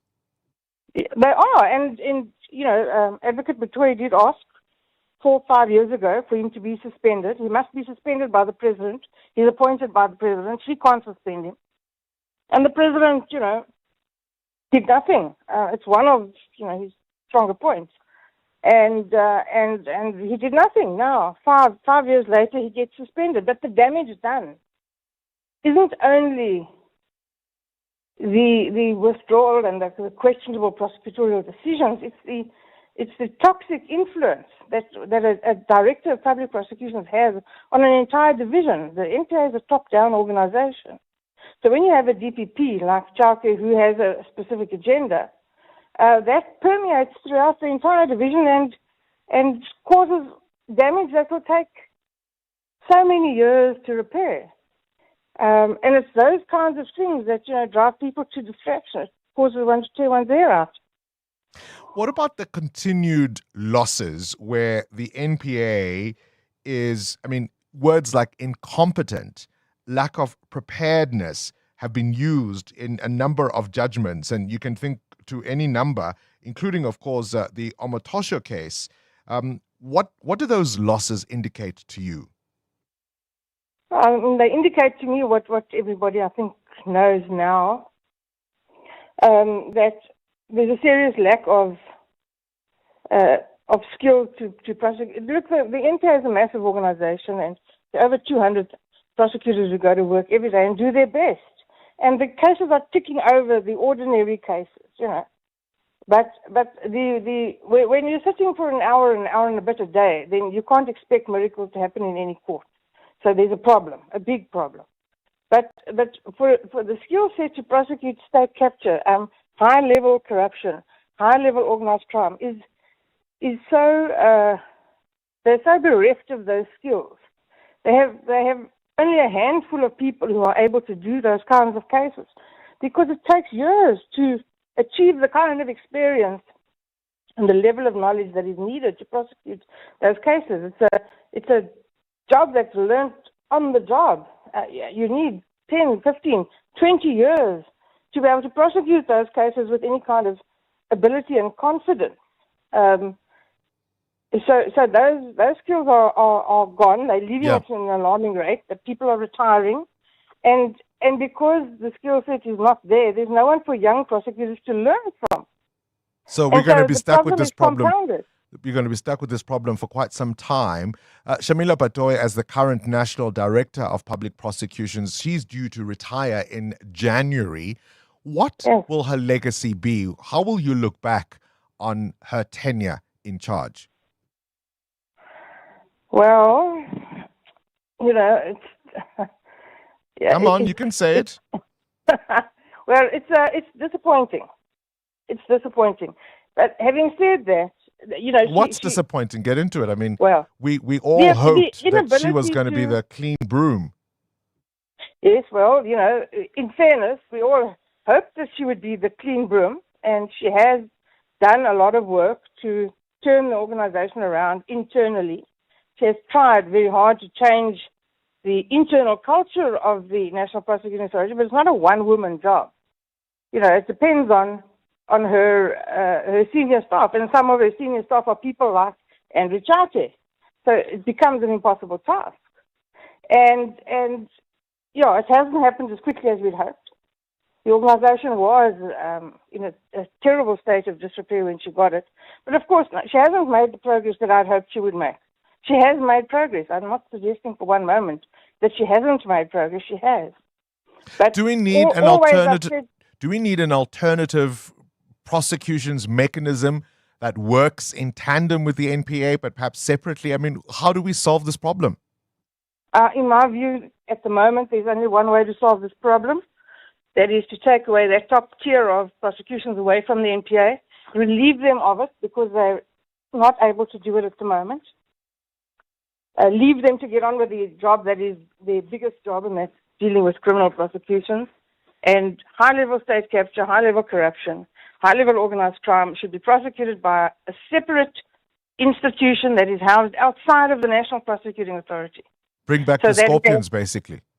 Well, bring back the Scorpions, but remember that the Scorpions were housed within the NPA. Yeah. And so when they went after politicians, they got closed down with a simple majority, 50% plus one in Parliament, because the politicians didn't like what they were doing, didn't like the bite. So you need it outside of Parliament. You need to have it as a Chapter 9 or other protected institution that needs a heightened majority in Parliament that no one political party will ever see again, so that it's insulated from that kind of, knee-jerk revenge and ensures security of tenure. And then you can start to go after these people, because then there will be no fear of retribution, no fear of losing your job, no fear of being closed down and finding yourself in the wilderness. So you'll have a proper skill set. You'll be able to attract people with great skills. It must be properly resourced. That goes without saying.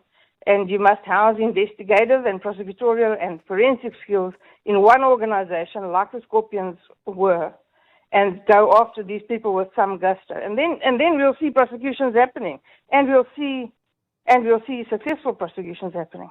Would you go back?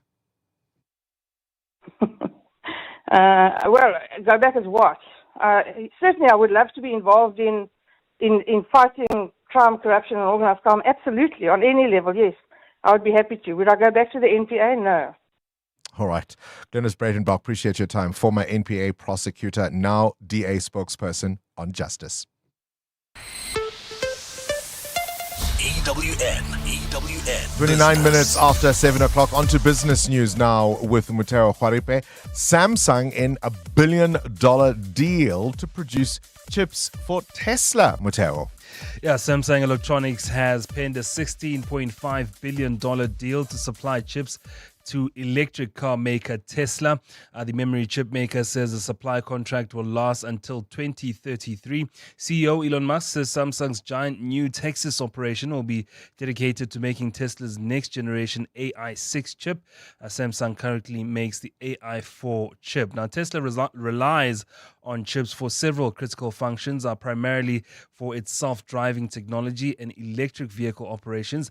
These chips, particularly AI chips, are essential for processing the vast amount of data generated by Tesla's vehicles. Samsung has also agreed to allow Tesla to assist us in maximizing manufacturing efficiency. All right, let's talk about the markets.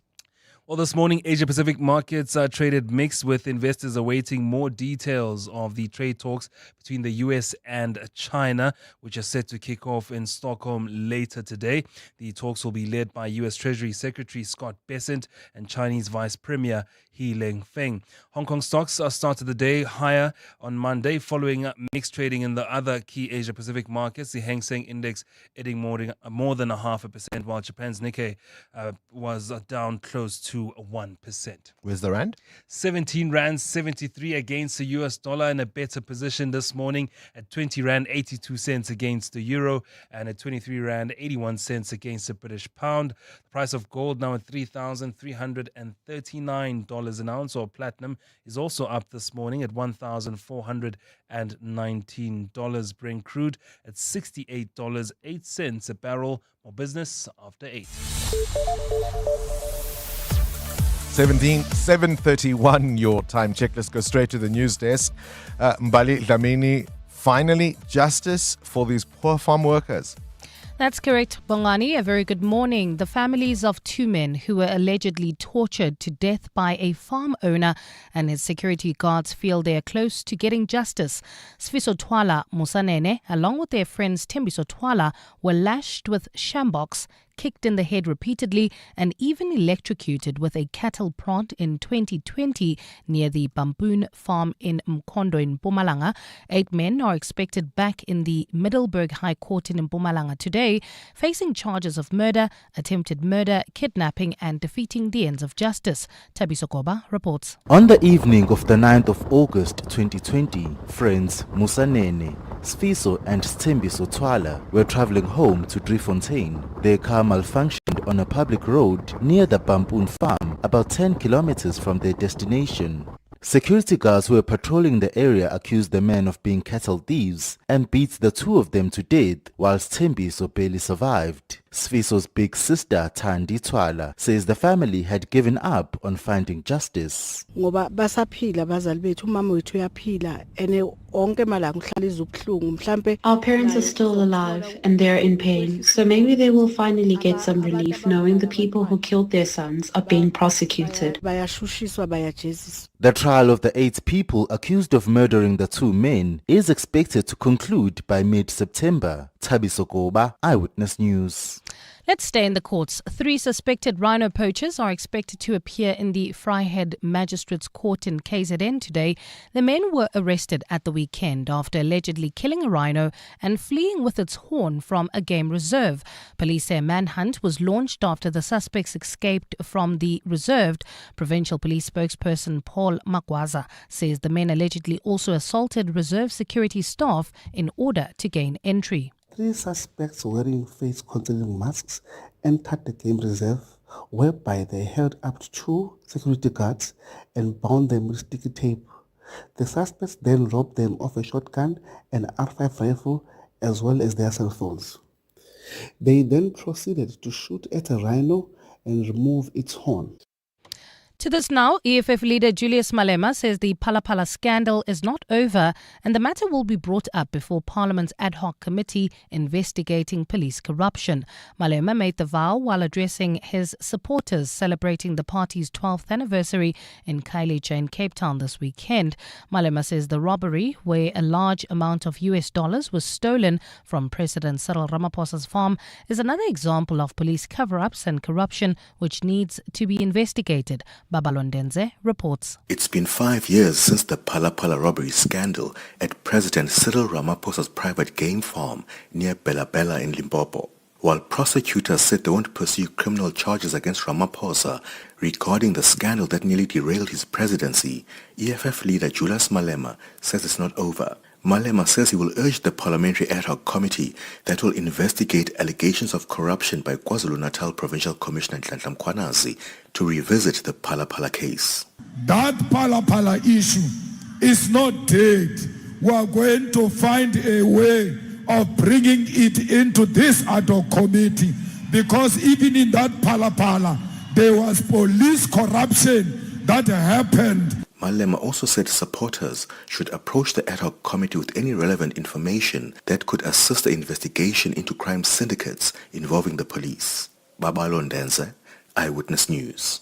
And malnutrition rates are reaching alarming levels in the Gaza Strip.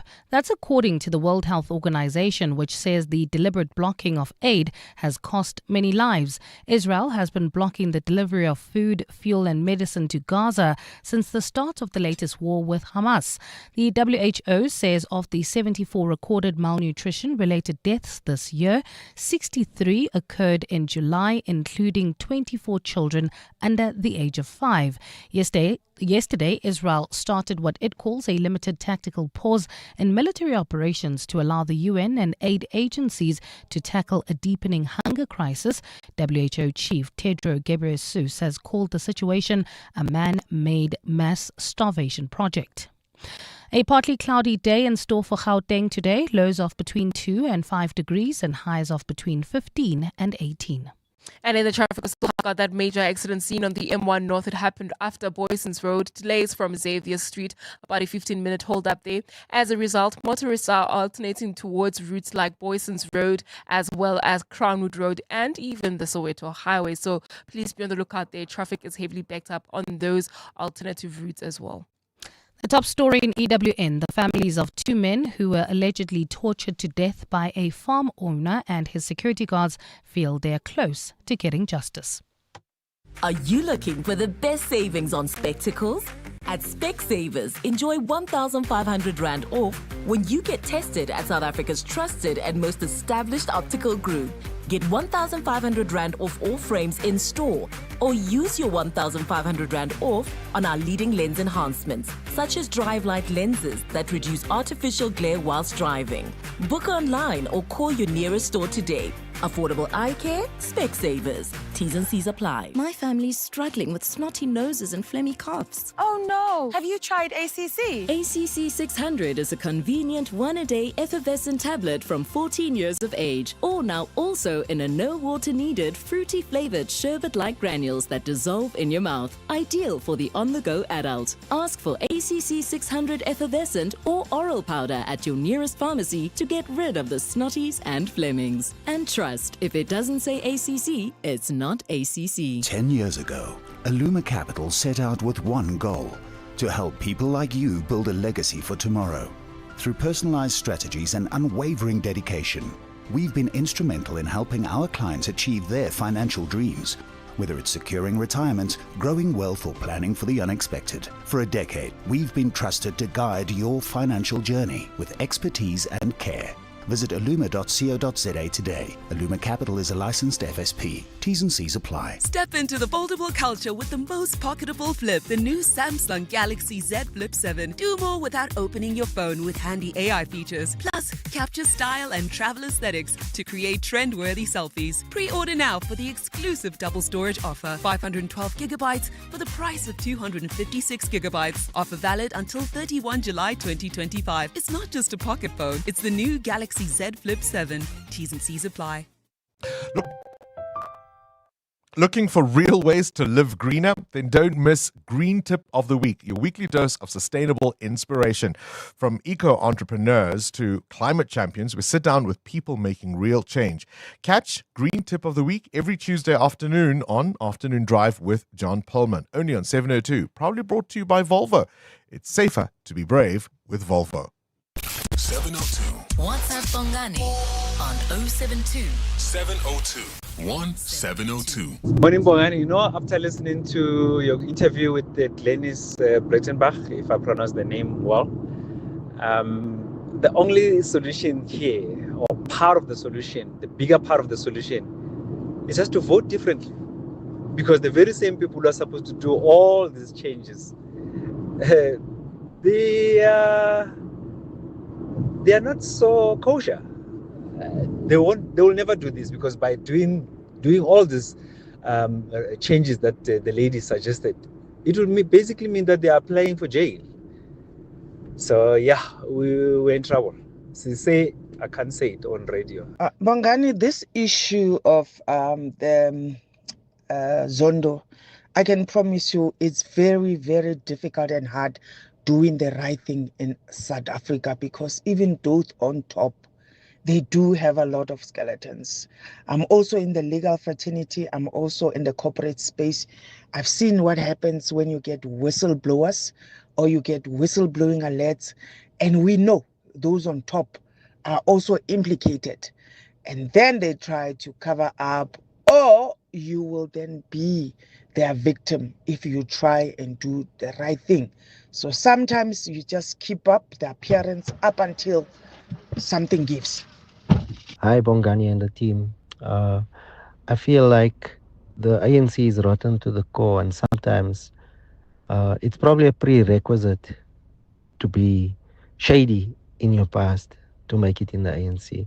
That not only do they have leverage over you, but they know that you're willing to take a piece of the cake with them. So yeah, the ANC is rotten to the core. Here's the thing. There's an old saying, turkeys don't vote for Christmas, right? Or wouldn't vote for Christmas if they could. Because, of course, we know the typical Christmas protein on people's tables is a turkey. You ask turkeys, do you want to participate in Christmas? What do you think they would say? And this is the problem, isn't it? But we had this commission of inquiry for 4 years. You could tune into it every single day. There were explosive moments in it.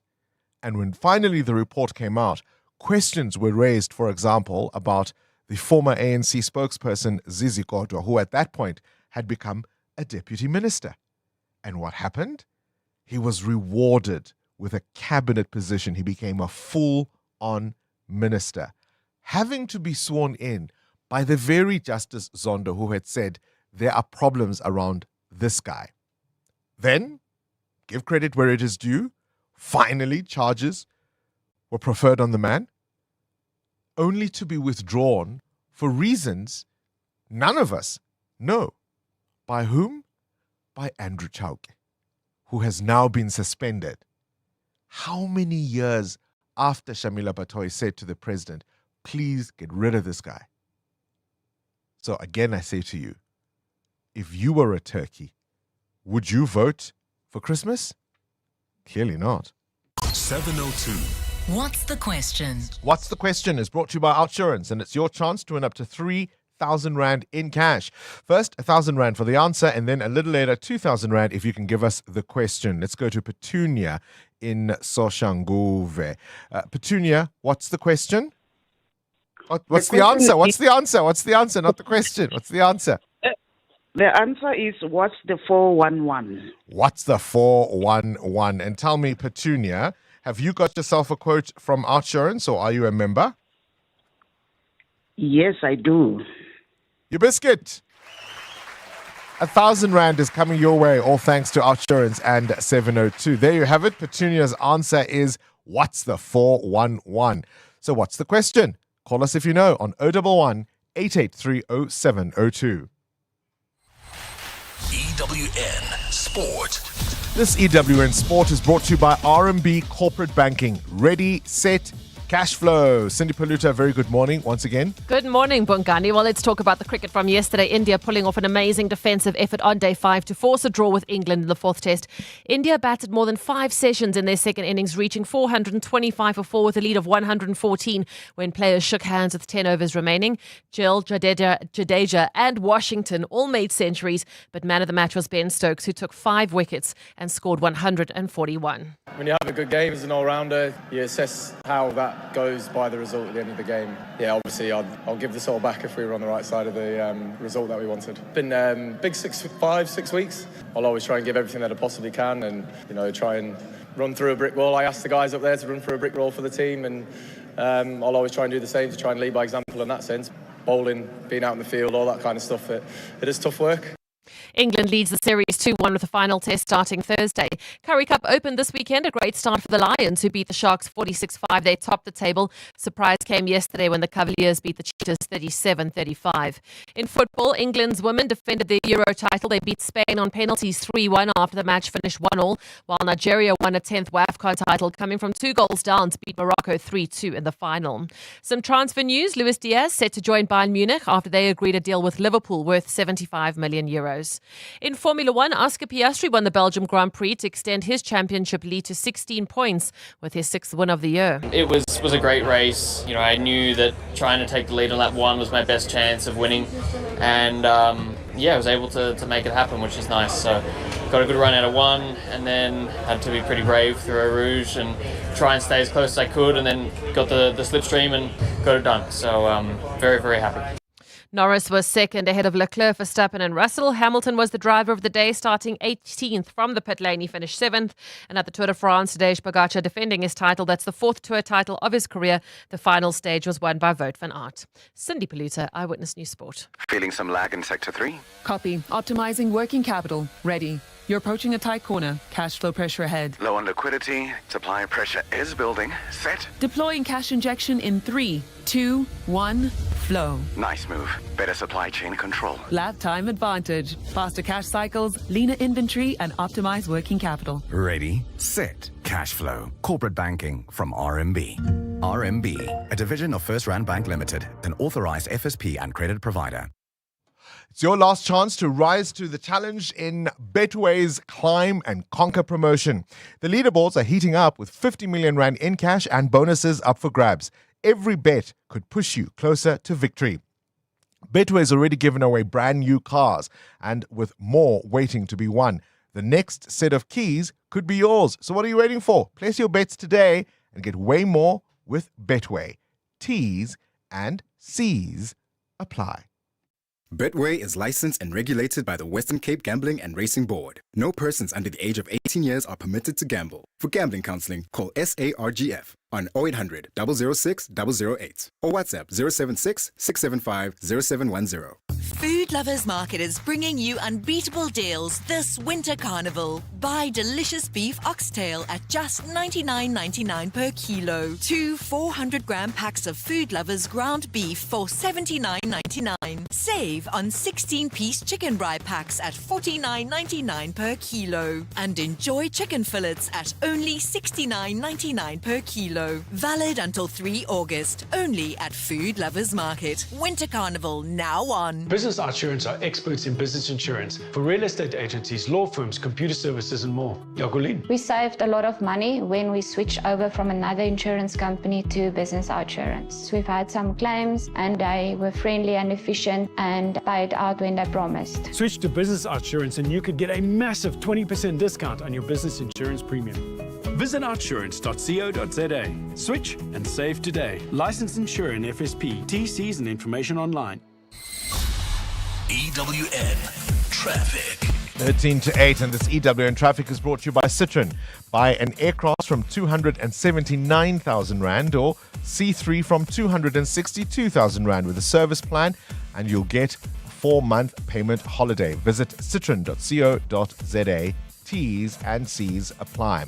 There are roadworks on the N3. How disruptive are those? Well, Bongani, they're causing about a 20-minute hold-up between the Yelands interchange all the way towards Modderfontein Road. If you are traveling on the R24 as well as the N12 West, more delays between Edenville Road and the Glulies interchange.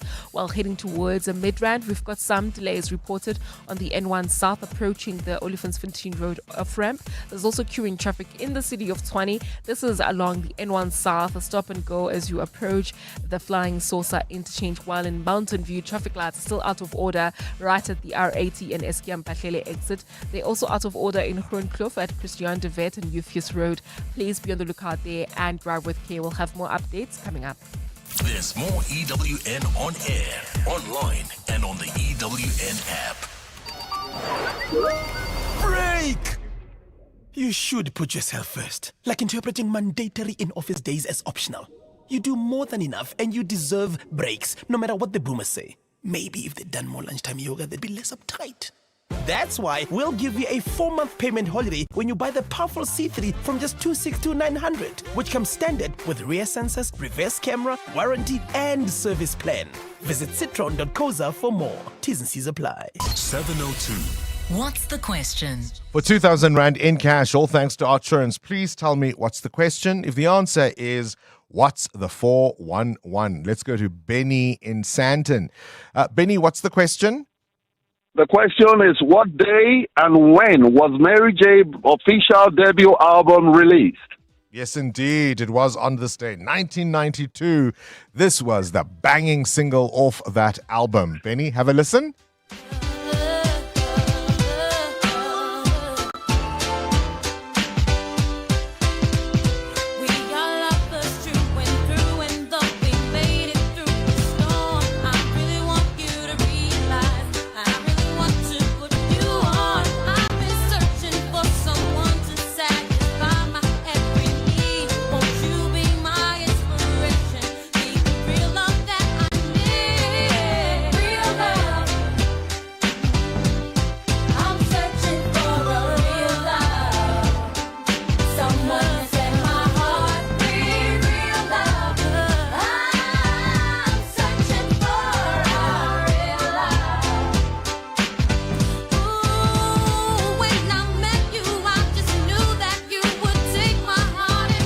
Oh, man. Brings back all the memories. Benny, congratulations. You've won yourself 2,000 Rand in cash. All thanks to Outsurance and 702. Phone Outsurance, get a quote and see what they can offer you. If you don't save that 321 like I did, you might get a 500 or $1,000 back. Service and savings, you'll always get something out. How is it that Outsurance provided the solution for you? 918 Rand is what I'm saving. Incredible. What brought you and Outsurance together? 718 Rand. I end up saving. They gave you the real deal. It literally is the real deal. Go to outsurance.co.za now for a 10-minute quote that could save you thousands. Licensed insurer and FSP, T's, C's, and information online. Vodacom's Red Hot Deals presents more value. Get the Samsung Galaxy A05s 128 gig on a Flexi 160 plan for just $179 per month over 36 months. Enhance your deal. Add $99 extra per month to get 10 gigs of data and a free Vodacom Smart Tab 8. Available in-store and online. Miss it, miss out. T's and C's apply. Red Hot Deals. Further together. Vodacom. Celebrate the horse racing season of champions with Hollywood Bets and saddle up for sensational success. Stand a chance to win a spectacular share of over 2 million Rand in prizes, including a brand new Amoda C5 or C7. All you have to do is bet 50 Rand or more on any horse racing event for a shot at your crowning moment. Take the reins and get ready to gallop to grand rewards. Bet now. T's and C's apply. Hollywood Sportsbook is a licensed betting operator. Hollywood Bet supports responsible gambling. No persons under the age of 18 years are permitted to gamble. Winners know when to stop. South African Responsible Gambling Foundation toll-free counselling line 0800 006 008 or WhatsApp HELP to 076 675 0710. PG Glass Repair, PG Glass Replace. Hi, I'm Komoto, PG Glass Technician and winner of Belron's 2024 Best Repair Technician. If clarity is clear to see, that's what we're all about. Keeping your windscreen clear from chips and cracks. And if we must replace, we fit only the best windscreens. Shutterproof. That's PRUFE. Get a PG Glass today for quality, reliability, and peace of mind. Call 0860 030303 today. 702. 702. What's gone viral? With Kabazela. Time now for the world of viral content. Kabazela. Good morning to you, Belle. Ooh, somebody's in trouble. I'll let you tell the story.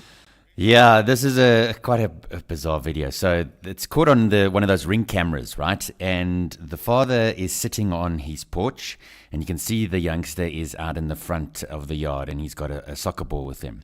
And then I don't know what he was thinking, but he kicks the soccer ball towards the father on the porch. But he doesn't just tap it. He hits this thing hard, and the ball goes flying, and it hits the light fitting on the patio, and that goes smashing and crashing. And then if you watch carefully, the youngster's his shoe comes flying off and hits the dad in the face. I mean, it's like really, really bizarre how that all happens at the same time, right? And then you see the kid, he just sort of puts his hand in front of his mouth, and he's like, oh, what have I done?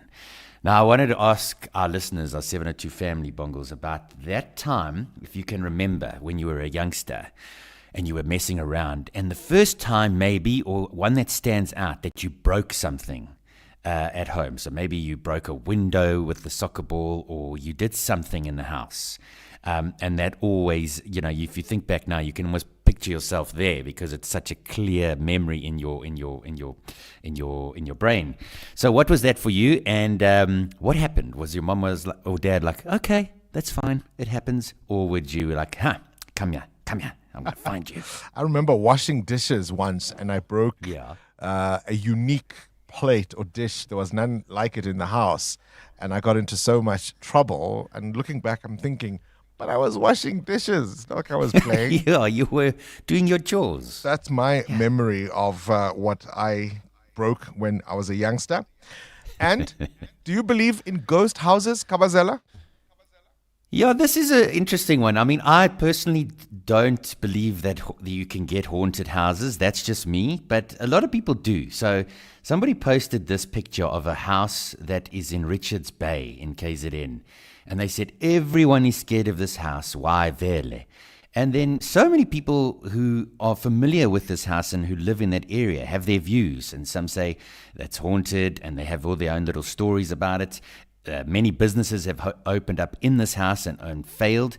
But from the photo, it's a creepy looking home. I mean, it looks very dilapidated, but people have their stories. So I wanted to ask if you believe in these things like paranormal things in homes or spirits in homes, and if there is in your area ever been one of those homes that you say, you see that house there in that corner, never going there.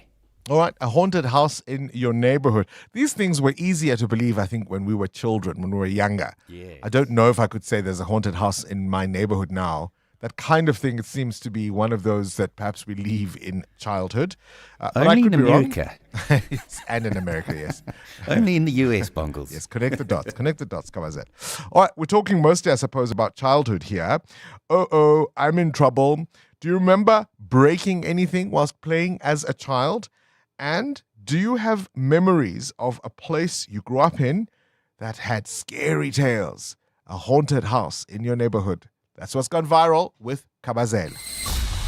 EWN Traffic. 3 minutes to 8, and this Eyewitness News traffic is brought to you by Outsurance in partnership with 702. I'm aware of the hotspots. Well, on the N3 North Bongani between the Yolans turn off and Modderfontein Road, obviously due to those roadworks taking place there, the M1 North remains a gridlocked situation there. We've got those that accident reported right near Boyson's off-ramp. It's causing massive queues at this moment coming out of the Uncle Charlie's interchange all the way towards the Crown turn off. Boyson's Road backed up as a result of this scene, as well as Klip Drive. I'll have more updates. Stay tuned. There's more EWN on air, online, and on the EWN app. Wayne, for you, what is the real deal? For me, it's really customer service. It's getting my money's worth. So if I phone Outsurance and I've got a problem, they're always there. So it's not just we've got your money, now off you go. No, money is not the biggest deal for me. It's service. Just phone Outsurance, get a quote and see what they can offer you. If you don't save that 321 like I did, you might get a 500 or 1,000 bucks back. Service and savings, you'll always get something out. Go to outsurance.co.za now for a 10-minute quote that could save you thousands. What does you always get something out mean to you, Lorette? Outsurance made it possible for us to live our dream, to travel more with the money in our pocket that we save. Let me know, what is it? 725. It was unbelievable. My husband, he sits there on the chair and he's just nodding his head and say, yes, yes, yes. This is really not just an advertisement. This is really real. Go to outsurance.co.za now for a 10-minute quote that could save you thousands. License insurer and FSP. T's, C's and information online. 702. Feedback with Baphelile Sambo. Baphelile in the hot seat. As a youngster, did you break anything? Yes, I broke a lot of things. I know my grandmother in Sotho would say, "Tubazetsohle." Like even if it's just one, all. like break all of them, like break all the dishes. You're one of those.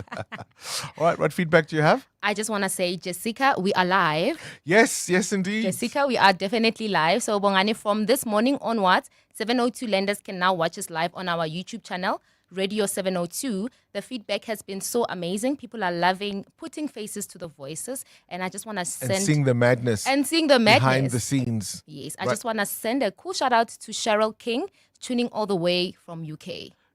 I've also got one here from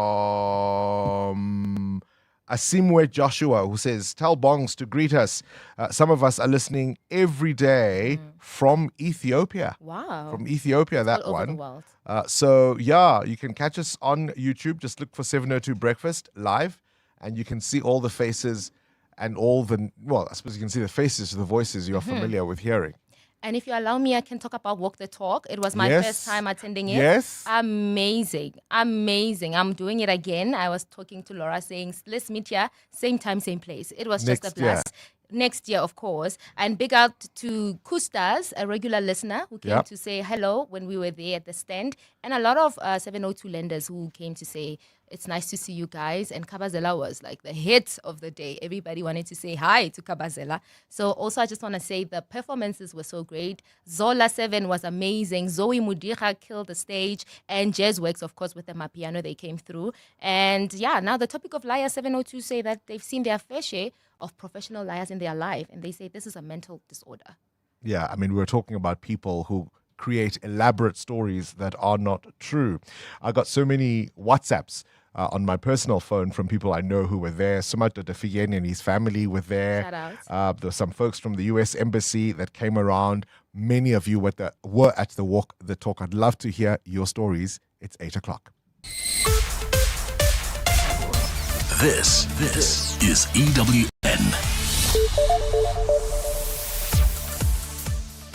Looms over the appointment of an acting police minister, and unions call for mental health support for officers. Good morning, I'm Bali Dlamini. The President has until today to file answering papers into the MK Party's challenge over the appointment of an acting police minister. The party is approaching the Constitutional Court on an urgent basis to have the decision by President Cyril Ramaphosa overturned. Earlier this month, Ramaphosa placed Police Minister Senzo Mchunu on special leave following allegations made by KZN Police Commissioner Nhlanhla Mkhwanazi. Mkhwanazi claimed that Mchunu was linked to some key figures in an alleged criminal syndicate operating in Gauteng. Khomotso Modise reports. A presidential showdown is looming in the Constitutional Court, where the MK Party and its leader, former President Jacob Zuma's case against President Cyril Ramaphosa will be heard this week. The MK Party is seeking to invalidate Ramaphosa's decision to place Police Minister Senzo Mchunu on special leave.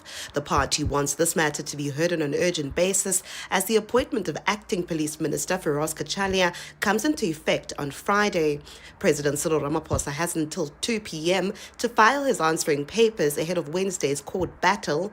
The MK party wants the decision to suspend Mkhunu and appoint Kachalia, as well as the establishment of a Judicial Commission of Inquiry, all declared irrational and inconsistent with the Constitution. Khomotso Modise, Eyewitness News. Police unions say the mental wellness of officers remains one of the most pressing yet neglected issues. It says management appears to have no structured or sustainable plans in place to address the problem. The views come after a police officer shot and killed his girlfriend and her brother before turning the gun on himself at the weekend. The incident took place in Protea Glen, Soweto, where the girlfriend, also an officer, was celebrating her birthday. 3 other people were injured in the crossfire. Pop Crew says the employee health and wellness program must go beyond ticking boxes and compliance. At the same time, SAPU spokesperson Lisiba Tobagale says not enough is happening to assist police officers. Looking at the nature of the job, which is traumatic in its nature. Members attend to different types of crime scenes, and it has to be that when they come back from such scenes, they need to be debriefed before they could go home.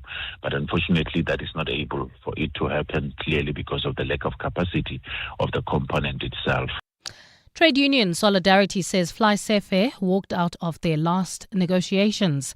Pilots stopped working last week after they rejected a less than 6% wage offer compared to a demand of 10%. They are also demanding improved working conditions, but FlySafair believes the demands made by members of Trade union Solidarity are unreasonable.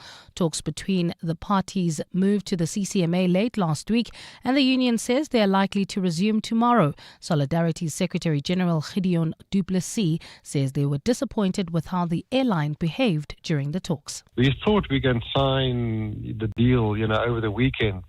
Friday afternoon we started negotiating at 2 o'clock, and we were making good progress. And the next moment the company packed up and said, no, they've got other things to do. Du Plessis says the ball is now in the company's court. So today is a day of getting fresh and new mandates, but the ball is in the company's court. Last night our members have voted until last night, and the 90.4% of the pilots rejected their offers. To this now, as the globe marks World Hepatitis Day, health officials are urging parents and caregivers to ensure their children are vaccinated against the disease. This year's theme, Let's Break It Down, calls for urgent action to remove barriers to eliminating hepatitis, including stigma and a lack of awareness. Hepatitis B is preventable through routine childhood vaccinations, while other forms of the virus can be treated at any local clinic. Cape Town MMC for Health, Francine Hyam, says simple hygiene practices can help stop the spread. Hepatitis is a leading cause of liver cancer, and the numbers are growing. The disease is preventable and treatable, yet the burden continues to rise. City Health's drive in marking World Hepatitis Day is to encourage testing and to ensure a healthy lifestyle, which includes good personal and environmental hygiene. And at least 13 people have died in a ferry accident in Nigeria. The boat carrying 39 passengers capsized at the weekend along a river in north-central Niger State. 26 people were rescued from the water. The Red Cross says the boat was also carrying grain and farm animals as the passengers were heading to a market. Gold is trading at $3,338, 2 cents an ounce. The rand is at 17.74 to the dollar, 23.82 to the pound, 20.82 to the euro, and Brent crude oil is at $68.44 a barrel. And in the traffic, we've got delays, bumper-to-bumper traffic on the Mike 1 North between Uncle Charlie's Interchange and Boyson's Road due to a major accident scene. As a result, Klip Spruit Valley Road, Klip Refuge Drive, as well as Boyson's Road, Crownwood Road and the Soweto Highway are heavily backed up due to people trying to avoid the scene. If you are traveling towards Florida on the N1 North, another accident reported. This one is right after the N17. It's causing delays coming out of the Diepkloof Interchange. In your sport, India pulls off an amazing defensive effort, batting out the final day to draw the fourth test with England. England beat Spain on penalties, winning Women's Euro 2025. Luis Diaz set to leave Liverpool for Bayern Munich. And Oscar Piastri won the Belgian Grand Prix to extend his lead in the championship to 16 points. A partly cloudy day in store for Gauteng today. Temperatures peaking at highs of between 15 and 18 degrees. The top story in EWN this hour. The president has until today to file answering papers into the MK party's challenge over the appointment of an acting police minister. EWN, in touch, in tune, and independent. For the latest, visit ewn.co.za or download the EWN app. This is Breakfast with Bongani Bingwa On 702. Let's walk the talk. 7 minutes after 8 o'clock. Welcome to 702 Breakfast. If you've just joined us, we are coming to you live from our Sandton studios on Fredman Drive. And we're also live on YouTube. Over, what is it now? Almost 900 people watching us from around the world. So one of the complaints that has come through in all the messages is, where's Mbali? Where's Mbali? Where's Mbali? So I've asked her to come in. She's just finished her bulletin. Come in and sit where Muteo sits. Good morning, Mbali Dlamini. Morning, good morning. So what happens when You exist. I go? What happens when exist. I go on air? Does it just? So what happens when you go on air, it focuses on your bulletin. Okay. So every word is heard. Okay. Spoken like a true newsreader. She wants to know, so am I off? Am I on? So the feed goes Yes. away from this studio to your booth. But it's only audio from your booth. Okay. So people have been frustrated. But where's Mbali? Where's Mbali? Bring Mbali. I'm here. So we wanted to show that you do actually exist for those of you who are watching us on YouTube. Great stuff. She's just such a pro, Mbali Dlamini. We're talking what's gone viral. Kabazela says, do you remember breaking stuff when you were a youngster? And how much trouble did you get into? All the time. What did you break? Man, you know how parents have china and like sorts of plates you can't use, and now you want guys to had China. We had porcelain. China. Even you couldn't even touch that. China. Remember those little porcelain dogs that you'd have, Oh, and they gosh. Yes. they'd actually be in places where you could drop them and break them. I didn't understand that whole. I've broken one or two porcelain puppies in my time, and I think the decor gods thank me for it. Oh, wow. So that's what we're asking this morning. In my house, we have, those plastic they're not glasses, they're not cups, plastic tumblers. That's the word I'm looking for, right? You get them at any bottle store, even Pick and Pay, and they come in different colors. From the time my daughter was a little girl, those were what we used in the house because I feared she might break a glass.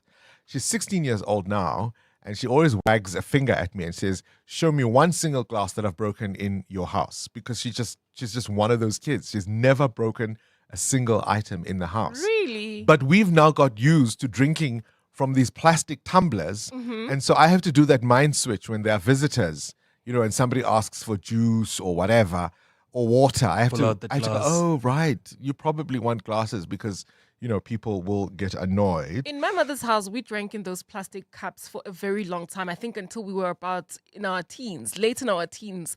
And when we started using the glass, the mugs, we started breaking almost everything. To this day, my mom says, you guys owe me my glasses because you probably broke. do.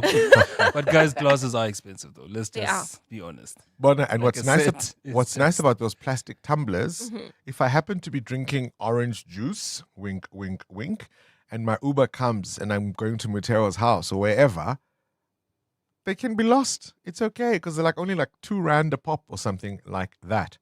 The top story in Eyewitness News, President Ramaphosa given until today to file answering papers. You remember the MK party has gone all the way to the Constitutional Court, approaching the country's apex court on an urgent basis to set aside the decision of the president of putting Police Minister Senzo Mchunu on special leave. And we spoke about this last week. It's easy to dismiss the MKP or even Jacob Zuma, its leader, as a nuisance litigant, right? It is. It's easy to be dismissive of them, but I think there's a real case to be made here that President Ramaphosa didn't do what most people would expect him to have done. He didn't fire the guy. He put him on special leave. And as a consequence, as things stand, Senzo Mchunu is still officially the police minister. He may not be doing his job because he's suspended. But to have an acting minister and then there's an acting right now, right? Because the incoming is only available in August. So we've got an acting minister. When he goes in August, we'll have an acting minister, but the real minister's still on the job. It makes no sense. The urgency of what Mkhwanazi, the KZN police commissioner, said, both in Parliament and to that explosive media press conference, requires action to be taken, not things to be placed on pause. So I don't know. I think Jacob Zuma and the MK party may have a really, really strong one here. Your thoughts? This is Breakfast with Bongani Bingwa on 702. Let's walk the talk. A story for Kabazela. When I was very young, 8 or 9, I suffered from incredibly bad dreams. I would run around the back garden screaming in terror because of things that I could see or feel. My parents were very worried, obviously. They got in touch with someone from a church who came around to our place and sensed a few things because this person had some spiritual insight, sensed that there had been some spiritual practices in the outbuildings, said some prayers, walked around and said some prayers. I was oblivious to this. I was too young to understand what was going on. But that night, my dreams stopped. If you're a believer, you'll know that there's a verse in the word that says our battles are not against flesh and blood, but against powers and principalities, something like that.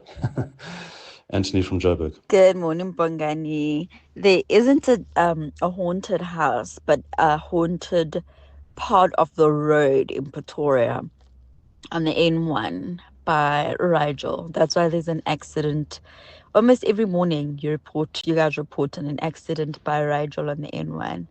That's because there's an old Danny that walks across the highway every single morning, and she's the one causing those accidents. Okay. I mean, who am I to disagree? Goodness, I am trying to think how many times have I reported on an accident. I think she's talking about the N1, not the M1. No, the N1. This is in Pretoria. Yes, yeah. Pretoria East, by Rigel Avenue. Rigel, yeah. Yeah. Apparently there's a Danny walking in that area. Is anybody from Pretoria East? Have you heard this story? We're talking about haunted houses. So every day, Kabazela finds content on social media that's going viral because, as you know, we talk about so many serious things on this show. And to lighten up things a little bit, we talk about viral content. He's posted 2 videos. One is of this little boy who kicks a soccer ball. His father's sitting on the stoop or porch, as the Americans would say. And not only does he kick the ball and it appears to have broken glass, his shoe falls off and hits the dad right on the neck, right on the throat, essentially. And the father kind of falls back, and you can see this poor boy is going to be in so much trouble. So we're asking you then this morning, what do you remember breaking as a kid? The other viral video, it's not a video as such, it's a picture of a house that a particular community in Richards Bay believes is haunted, and nobody ever wants to go to that house. And that's how we ended up being told of rituals in backyards and Dannies walking across the highway. Let's talk. We're listening. Good morning, Bongani. Speaking of pathological liars, I was married to one. He lied basically of when we first met, and he said because I asked him why he was older than me but 2 grades behind me, and he said because his parents didn't have money to pay for private school, so he stayed home for a year, only to find out years later, like 9 years later, that he actually failed grade 6. And then he lied on our wedding day. He sent his family with a fake check. Years later, he lied when he had a baby with another woman and gave her fake divorce papers saying that he and I were divorced. Like, dude is a liar of note. Those are just some of the highlights. There's so much more. Bongani Bingwa and the team. I've got a friend of mine who is a pastor. He is a pastor. He is also very famous pastor. That guy can lie. I'm always seen at the church or whenever I preaches on the radio stations. He's my friend, and I'm looking at him. I'm like, what's again? This guy is a liar, Any man can lie. The congregation doesn't know that this man is a liar. Baba from the Val. Good morning, Bongs. Lying is a sickness. People have preconceived ideas of who they are, and the lies have to keep up the persona of who you think you are, and you're really not. So yeah, people don't even realize that they're lying anymore. They just say whatever to stay relevant. Hey, Yoi, Bongani. Hey, there's this relative of mine, the guy, his stories, man, he's always attacked by 4 people and he beat all of them. The other day, he was attacked by 3, he beat all of them. The other day, there were 5 guys. Then, look, man, Bongani, don't go there, man. Tabang. Tabang. We're talking, of course, about this former director from a JSE-listed company who falsified a claim to having a PhD. She's now been fined 500,000 Rand and has been disqualified from being appointed a director or any other officer of a listed company for 10 years. I was asking you if you know any people who have been caught up in elaborate lies. That voice note about the fake Mkwenyan. How is a fake check for Lobola not your biggest red flag? You married him? Depends when she found out, though. But because it was Lobola, it was Mahadi. So I'm going to guess there was some time before that and the actual formal wedding, right? If his check bounces. No, it must be a mistake at the bank, man. It must be, man. But where did the teller eventually come? To ruin my relationship. I mean, it's true what they say, that there are people who actually end up believing the lies they tell. TT, you're in the capital, you're in Pretoria. You've got a ghost story, a haunted house story. Good morning. Good morning, Bongos. The Malota Road that starts from Pretoria till Marble Hall. Yeah, notorious for accidents. Yes, because they say a lot of people have died there and their families have not collected their spirits. So that's why the accidents are continuous there. Really? People must collect their spirits of loved ones. Yeah, so now that the road is being categorized as a death road. And they first said it's because of how the road is not greatly surfaced and the lines, but all that has been done. So the accidents will continue. Oh, wow. I always thought it was because it was a single lane road for quite a long time. And for such an important artery connecting Gauteng and Mpumalanga, it just didn't make sense to me. But some work has been done on that road. I don't hear as many stories of bad accidents on Malota Road as we used to. So TT's explanation is that many of the souls that died in many of those accidents that we all know about, because a lot of them were gruesome. I mean, the Malota Road accidents weren't just, one car hit another. There'd be multiple pylons with multiple deaths. And so the belief by some is that those spirits haven't been collected by their families. Hi, Bongani and team. Message from Pretoria and Rigel Avenue. That N1 pass there by Rigel is definitely haunted. And it's funny because I've never heard anyone else say it out loud. I always say it in my head every time I pass an accident there. But I 100% agree that place is haunted. Have you seen the Tani though? That's what I want to know. Have you seen the Tani? You're just guessing. Yeah, that's a thing apparently, huh? The Tani on Rigel. I mean, those are lived experiences, so you can't really... I'm not going to go and look, though. What do we call her? Tani Rigel? Rigel Tani. The Rigel Tani. Rigel Tani. Rigel Tani. Have you seen the Rigel Tani? This could be a whole challenge. EWN Traffic. Hashtag, have you seen the Rigel Tani? Amo, are you seeing the Rigel Tani on your fancy maps? No, Bongani, I'm not seeing any Tanis or incidents that are caused by Tanis. But at this particular moment, we've got those heavy delays on the M1 North. This is between the Uncle Charlie's interchange and the Boyson's Road off-ramp. And this is due to that major accident scene. As a result, people are using alternative routes like Boyson's Road, Cape Drive, as well as Crownwood Road, and even the Soweto Highway to try and navigate this accident scene. If you are traveling towards Roodepoort, another accident reported for you. This one is right on the N1 North. It's causing heavy traffic volumes between Rancho Road and Albertina Sisulu Drive. Please be on the lookout there. There's also queuing traffic along the N1 South between the Brakfontein interchange and Olifantsfontein Road. I'll have more updates for you. Stay tuned. There's more EWN on air, online, and on the EWN app. Life has its own rhythm, but muscle and joint pain may upset the beat. Noflex Gel. Trust Noflex Gel's triple action formula to target muscle pain, reduce inflammation, and help numb the affected area. Noflex Gel. So, get your beat back and reclaim the rhythm of life. Noflex Gel. Beat the pain with Noflex Gel and higher strength Noflex Gel Fort. For more information, speak to your healthcare professional. Extraordinary doesn't just happen. It's built brick by digital brick. With every connection, every innovation, every leap forward. A cloud that scales with your vision. Security that earns your trust. AI that empowers smarter decisions. IoT that connects what truly matters. Connectivity that bridges every gap. We're not just building technology, we're building the future of South Africa. Stronger businesses, thriving communities, a nation connected, empowered, and ready to lead. Together, let's build the extraordinary.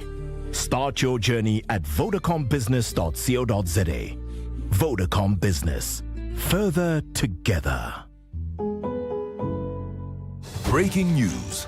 SARS has enhanced the personal income tax return form. It has simpler questions that adapt to your income and deductions based on your answers. Whether you're employed or self-employed, the digital form has built-in guidance and the option to save and finish later. Tax matters, so does your time. File with ease on e-filing or the SARS Mobi app today. Go to sars.gov.za.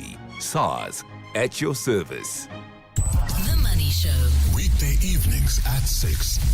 Why have you given up on your offer? No, I haven't given up on my offers. We've started going to the market with 2 key CPs in terms of the transaction. Mornay, welcome. CEO at Hyprop Investment. Why won't you give it to Hyprop? You should probably aim this question at Mass and not at me. I think there's more transparency around this agreement than any other agreement I've ever encountered. The CEO at Prime Capital, Martin Slubbert. The Money Show on 702. Let's walk the talk.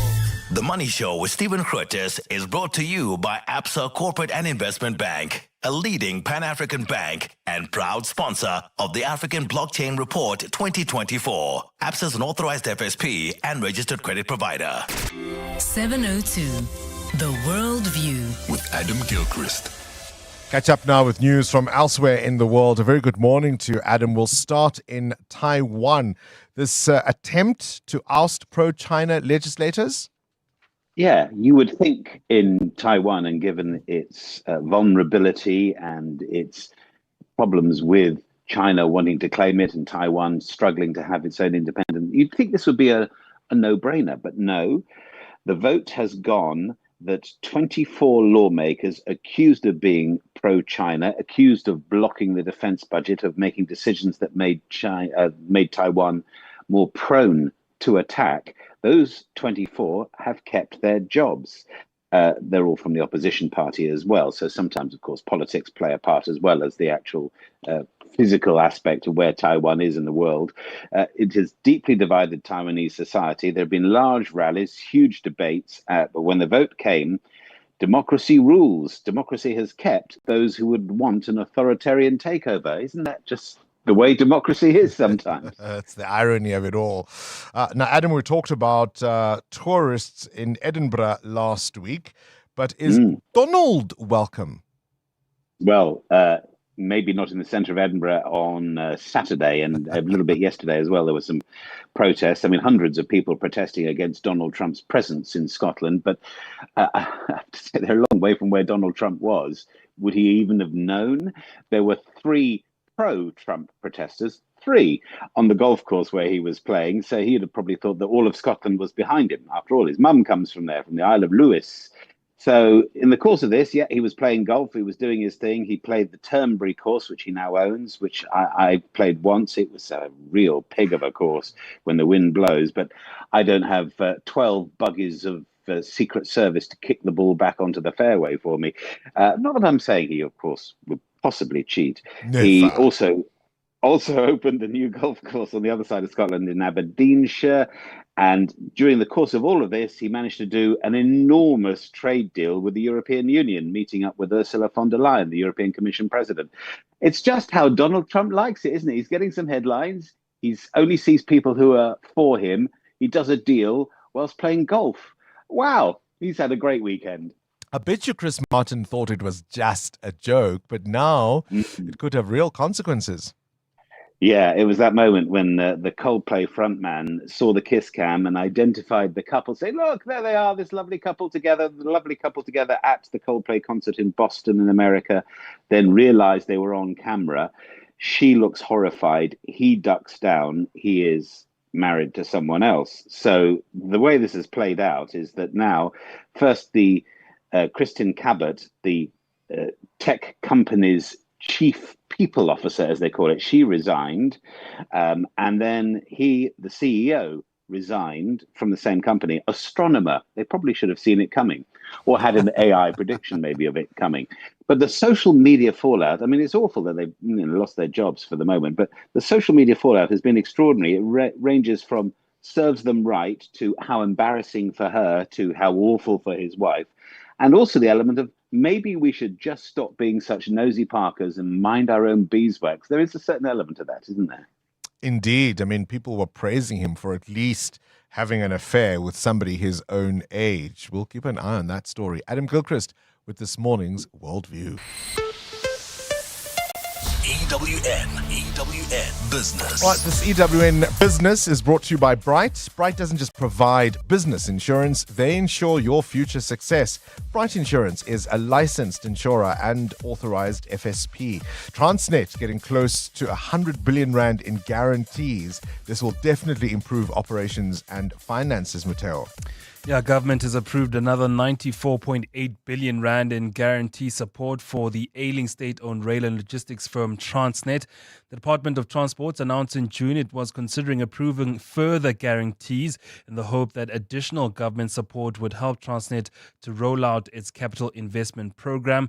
48.6 billion rand of the guarantees will ensure Transnet's debt redemptions that were not covered in the previous year. Now, a further 46.2 billion rand was approved to take care of the state logistics company's credit rating.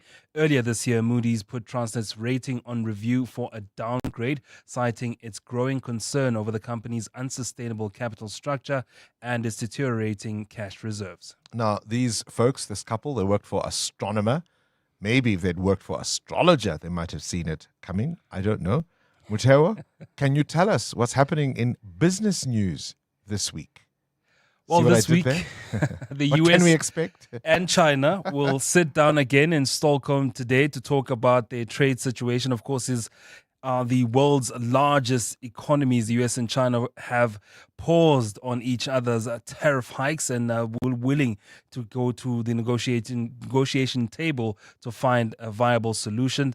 Later this week, though, South Africans can expect a new, how does one say, interest rates. I'm hoping that we shave about 25 basis points again, but I'm not so sure with the geopolitics currently happening and also August South Africa's 1st. tariff. That See, could that's hit my thing. I can August see 1st. it. I'm hoping for it, but August 1, I suspect they'll be conservative. I saw the new SAR building in Pretoria as we walked. As well, yesterday. yes. And I was like, I'm hoping from this building we'll get less something.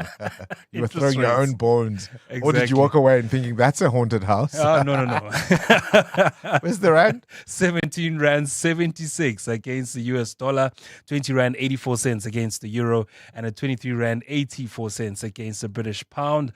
The price of gold at $3,342 an ounce, or platinum is at $1,420. Brent crude at $68.10 a barrel. Stephen Grotes with more this afternoon. At Bright, we don't just provide business insurance, we insure your businesses. Future success. Because your business is so much more than desks and computers and equipment, which is why we use our specialist expertise to tailor solutions for each client differently to ensure what's really important. So insure your businesses. Financial security, BT. With Bright today, contact your broker or go to brightinsure.co.za to find out more.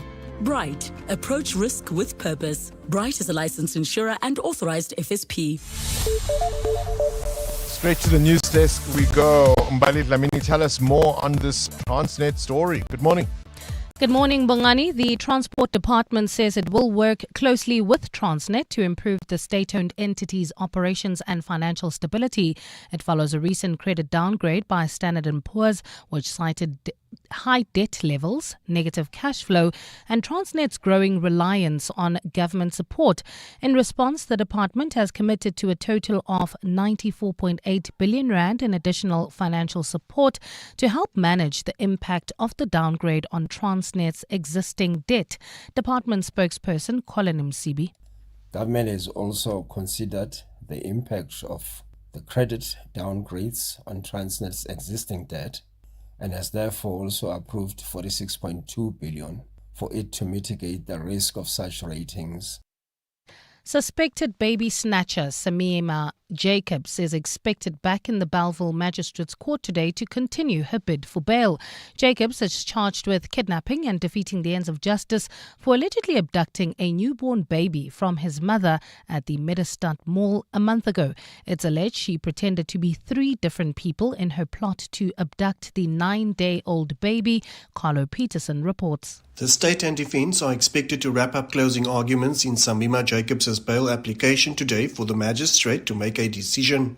Anti-Kidnapping Unit Detective Sergeant David Fortuin last week presented evidence extracted from 2 cell phones confiscated from Jacobs after her arrest. Fortuin told the court the evidence shows the names Samima, Wasima and Siobhan Klaassen saved as 3 different cell phone numbers on Jacobs' phones. All 3 personas were allegedly used by Jacobs in a plot to orchestrate the kidnapping of baby Imad. In her defense, Jacobs' legal aid lawyer told the court she suffers from bipolar disorder. The court is set to decide whether Jacobs will be released on bail today. Carlo Peterson, Eyewitness News.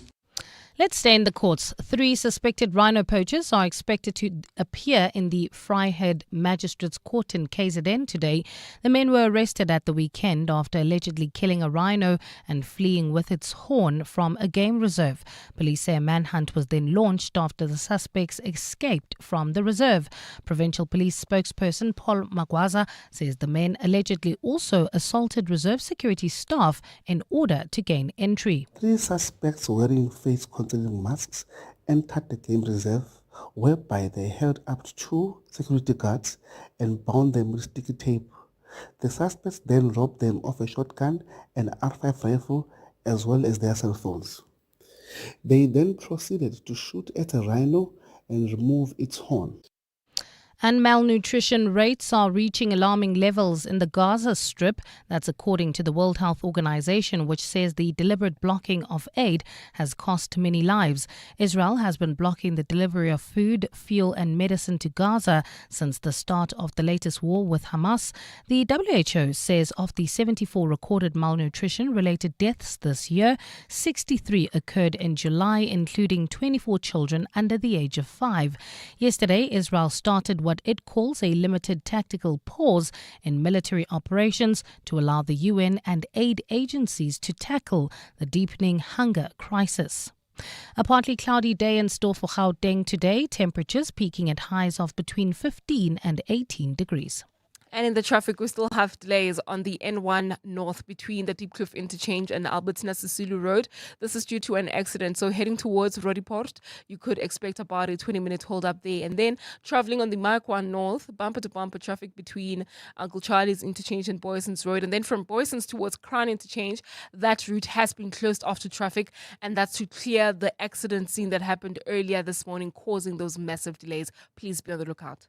The top story in EWN, the Transport Department says it will work closely with Transnet to improve the state-owned entity's operations as well as financial stability. Sunrail is upgrading your route. From 20 May 2025 to 31 January 2027, expect partial nighttime lane closures on the N3 between Geldenhuys and Buccleuch interchanges. Closures run from 8 p.m. to 5 a.m. with at least one lane open in both directions at all times. Please plan your trips, slow down and follow all signs and signals, and exercise caution when navigating affected areas. We apologize for the inconvenience and thank you for your patience. Sunrail remains committed to improving safety and the quality of our national roads. Sunrail is building roads that connect South Africa. Sunrail, an agency of the Department of Transport. This year, the Standard Bank Joy of Jazz Festival presents 3 unforgettable days deep in the heart and art of jazz. So the 26th, the 27th and 28th of September. Fantastic artists, Silent Ngor and the Noisemakers, Jasmaya Horn, Michelle Ndenge-Ocello, the Nashpong Trio, Gabby Mutuba, Willem Sini, world-class acts ready to welcome you and yours to 4 magnificent stages at the Sandton Convention Centre. Take me there. Buy your tickets now at Ticketmaster. You could smash that snooze button for the 7th time. Or you could grab the new Berry Blue sports drink from Aquila Vive and get moving. Blue has never tasted so good. Bursting with bold berry flavor. Packed with electrolytes and vitamins. And free from colorants. Aquila Vive sports and power drinks. Let's move. 702. WhatsApp Bongani on 072 702 1702. Good morning, Bongs and the 702 lenders. Yay, people can lie out here.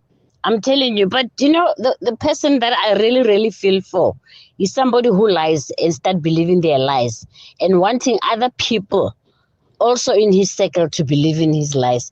That's the worst disease. I don't even know what to say about it, but that's worse. You believe in your own lie and you want other people to believe in your lies. That's sadness. That's sick. That's being sick, really sick. Good morning, Bongani. I'm one of those people who lie, sometimes unnecessary so. And sometimes I immediately regret it. You know, you ask me a simple question, instead of giving you a simple answer, I'll just tell you a lie. Sometimes it's for no reason at all, and then I don't know why I'm doing it. I try not to sometimes, but yeah, I'm that person. I once lied at school that my grandmother died, and I received donations from my classmates. And I wanted to tell them the truth, but I didn't till today. Oh gosh, that sounds like you need some kind of help. I mean, at least you're honest enough to recognize you might actually have a problem. We're talking, of course, about yet another executive who has got herself in hot water for claiming she had a PhD. When people start calling you Dr. Cindy, hey, Dr. Polluter, like what goes through your mind when you said this lie for so long and many people have believed it? Hey, Cindy? So it blows my mind because I'm just one of those people where I would just correct somebody and just be like, because I'd be so scared of being found out, right? No, she put it on her CV. I mean, that for me is insane. But I do know from a couple of the voice notes there, people are saying, I lie and I don't know why. A lot of it, and I know I'm one of those people, I don't like to go, how was your childhood? But a lot of it does go back to you lie as an adult because as a child, you lied to get out of trouble because being in trouble was so severe and your parents were possibly so harsh and unforgiving. Yeah. Look, of course, I don't condone it, but I get somebody who might tell a lie to get out of trouble. But it's those people who, for no reason, decide, I'm now going to tell you, Cindy, that this weekend I don't know, I went to a Michelin star restaurant. Do you know what I mean? Again, they're lying because they need. So they're not getting out of trouble. They need the validation. They need to make their lives seem significant because they're not within themselves able to say, actually, I just stayed home. For them, that doesn't feel like it's enough. They feel like they need to keep up with the Joneses, so they lie. There's a thing called FOMO, the fear of missing out. Mm-hmm. There's also a thing called JOMO, Yes. the joy of missing out. EWN Sport. All right, So- Cindy Peluta. Yes, the Curry Cup opened. We're not on bad. the YouTube. I know. Bongani's So she just quickly did a whole a side pass. Okay. It would have been an illegal pass if we were playing rugby. So now that we live stream our 702, Did you see that little chip? people can now see that when Bongani and I, before we start the sport bulletin, he always says, like, what are you leading with? And then I motion to him. So I try to motion rugby. But now the listeners, if they go to YouTube and the live streaming, can see us actually the way we act out all the sports. It's Doing a little hysterical. And then I was thinking, 'Cause I did the cricket. How do I demonstrate Curry Cup? Like Curry Cup? I don't know. Anyway, Curry Cup Sashayed. opened the weekend and the Lions topped the table after beating the Sharks 46-5. The surprise came yesterday with the Cavaliers beating the Cheetahs 37-35. Big golf news over the weekend. Live Golf, the Saudi-backed breakaway league, announcing that Steyn City in Johannesburg will host a round from the 20th to the 22nd of March next year as Live Golf looks to expand into the African continent. India batted out the final day with centuries for Gilles, Jadeja and Washington to secure a draw with England in the fourth test. Players shaking hands just after tea. England lead the series 2-1 with the final test starting Thursday. In transfer news, Luis Diaz is set to join Bayern Munich after they agreed a deal with Liverpool worth €75 million. While in a pre-season friendly, Arsenal beat Newcastle 3-2. Odegaard with the winner 6 minutes from time. England women defended their Euro title. They beat Spain on penalties 3-1 after the match finished 1-1. In Formula 1, Oscar Piastri won the Belgium Grand Prix to extend his championship lead to 16 points with his sixth win of the year. Norris was second ahead of Leclerc, Verstappen and Russell. Hamilton was the driver of the day, starting 18th from the pit lane. He finished 7th. I mean, I always love races like that where you're challenged and having to make your way through the field. That's really kind of like how my life started in racing at Wright House. Disappointed to have had not such a great weekend. Definitely one to forget, but at least I've still got some points and we outscored Mercedes. Big thanks to the team. I'll try and come stronger next week. I think I know the car a lot better now with the changes that we've made. And at the Tour de France, Tadej Pogacar defending his title. That's the fourth Tour title of his career. The final stage was won by Wout van Aert. Cindy Peluta, Eyewitness News Sport. Your mum was a tough woman, the no-nonsense type. Don't you feel like you're crying? She made you cut your hair, eat your veggies, clean your room. Don't you feel like you're crying? She nagged you, grounded you, and brought you down to earth. Don't you feel like you could cry, crying? But she was also the one who made your house a home. Don't you feel like crying? Now imagine buying her a house of her own. Oh, yes! Invest early. You'll be so happy you did. Coronation. Trust is earned. Coronation is a registered FSP. Welcome to the brand new days. Sail the world with Norwegian Cruise Line, with more to see, more to do, and more to enjoy. Plus, upgrade your holiday with NCL's More at Sea for premium beverages, specialty dining, and much more. Think international cruising. Think NCL. For the best deals available, visit ncl.com or contact your travel agent. Restrictions apply. Welcome to the brand new days. EWN Traffic. 8:45. Amo, let's wrap up the morning's traffic. Couple of delays in some key areas. Where are we now?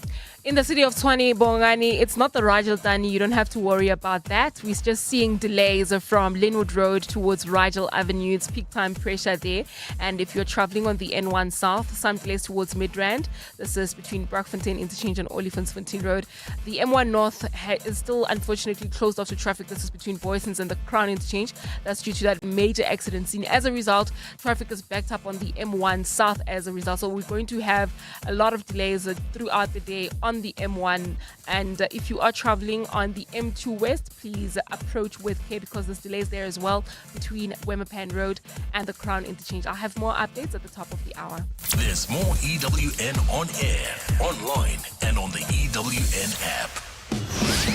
Betway is taking you to dizzying new heights in one of the world's most popular games, Aviator. Place your bets and watch the multiplier climb higher and higher. Pick the right time to cash out and stand to win millions on a single bet. It's all possible from the palm of your hand. Get way more only at Betway. Betway is licensed and regulated by the Western Cape Gambling and Racing Board. No persons under the age of 18 are permitted to gamble. South African Responsible Gambling Program toll-free counseling line 0800 006 008 or WhatsApp help to 076 675 0710. Winners know when to stop. Dear Journal, day 4602 of trying to be an adult. My doctor asked me how my quality of rest is at the moment. I told him I have two problems. I struggle to sleep at night, but I also struggle to awake at day. Aggressively realizing your age? Get covered at pineapple.co.za. It's simple and like 19 Rand a day, so it's 100% the insurance for you. Underwritten by Old Mutual Alternative Risk Transfer Insurer Limited, a licensed non-life insurer and authorized FSP. Premiums are risk profile dependent. Coming up On the Clement Manyatela Show. on 702. Clement Manyatela on your radio between 9 and 12. Have you recovered from the walk the talk yesterday? I haven't. I saw you briefly. You were like, you weren't there very long, were you? I was. No, the whole day. I mean, also, you did 4K, so we did longer Ks, first of all. I did 4Ks in the VIP area. Yeah, I mean, we dropped you off with the shuttle at the Union Buildings, and we went to Pretoria to go start running Freedom there. Park. Freedom Park, yeah. But Yes. what a lovely walk. What a It lovely was walk. fantastic. I think it's the longest I have stayed. Yeah. It's certainly the one I've enjoyed the most because I probably left there just after 4 o'clock, Yeah. 5-ish. Yeah. Was when I left yesterday afternoon. It was just absolutely fantastic. Amazing. It was amazing. What's on the show today? So coming up on the show today, we'll reflect on the 702 Walk the Talk. We'll reflect on the Belgium Grand Prix yesterday. And then we'll talk about, I'll play some clips of what Floyd Shivambuya said over the weekend. It really, it's so fascinating how politicians can just change positions like that. And as the people who vote for them, we actually open the door and we don't ask questions. So It's you're actually going our to be, fault. so hold on, let me just get this straight. You are going to be playing clips of Floyd Shivambu. Yes, of Floyd Shivambu and what he has had All to right. say. No, I'm shading my producer. I can because- see what you're doing there. She's looking down. I would also look down. So at 10 o'clock, we are going to speak to Lieutenant General Tibello Musikidi, who's the Deputy National Commissioner for Policing, about the allegations that the Police Crime Intelligence Division is investigating that there are some Basotho nationals that are undergoing military-style training on South African land, on some farms here to reclaim land and quote-unquote, that's stolen from the Mountain Kingdom. So we'll talk to the Deputy National Police Commissioner about that. At 10:30, we continue with the series we started a couple of weeks ago, looking at successful land restitution cases. And today we'll be focusing on the Double Drift community land claim. And then we wrap up the show at 11 o'clock with our Family Matters feature. Today we'll be discussing the importance of there being a trusted adult in a child's life. All right, Clement Manyatela on your radio between 9 and 12. And listen out for those clips of Floyd Shivambu on the Clement Manyatela Show. At Bright, we don't just provide business insurance, we insure your businesses. Future success. Because your business is so much more than desks and computers and equipment, which is why we use our specialist expertise to tailor solutions for each client differently to ensure what's really important. So insure your businesses. Financial security, BT. With Bright today, contact your broker or go to brightinsure.co.za to find out more. Bright, approach risk with purpose. Bright is a licensed insurer and authorized FSP. Zinzi, the Gen Z. Word on the street is you sold your car. Yes, and I needed a glow up. Hashtag no hustle, no hassle. So wait. The influencer got influenced by We Buy Cars. Oh yeah, no, absolutely. And they came to me. They checked the car, they gave me an offer. Oh, and they paid me immediately. Easier than an Insta Live, without the weird DMs at 2 a.m. I didn't understand half of the things you just said, but hey, we buy cars. Geared for the glow up, geared for you. Elevate your flying experience with Lift Premium. Enjoy even more space, comfort, and convenience with priority boarding, extra baggage allowance, and complimentary lounge access. Visit lift.co.za today.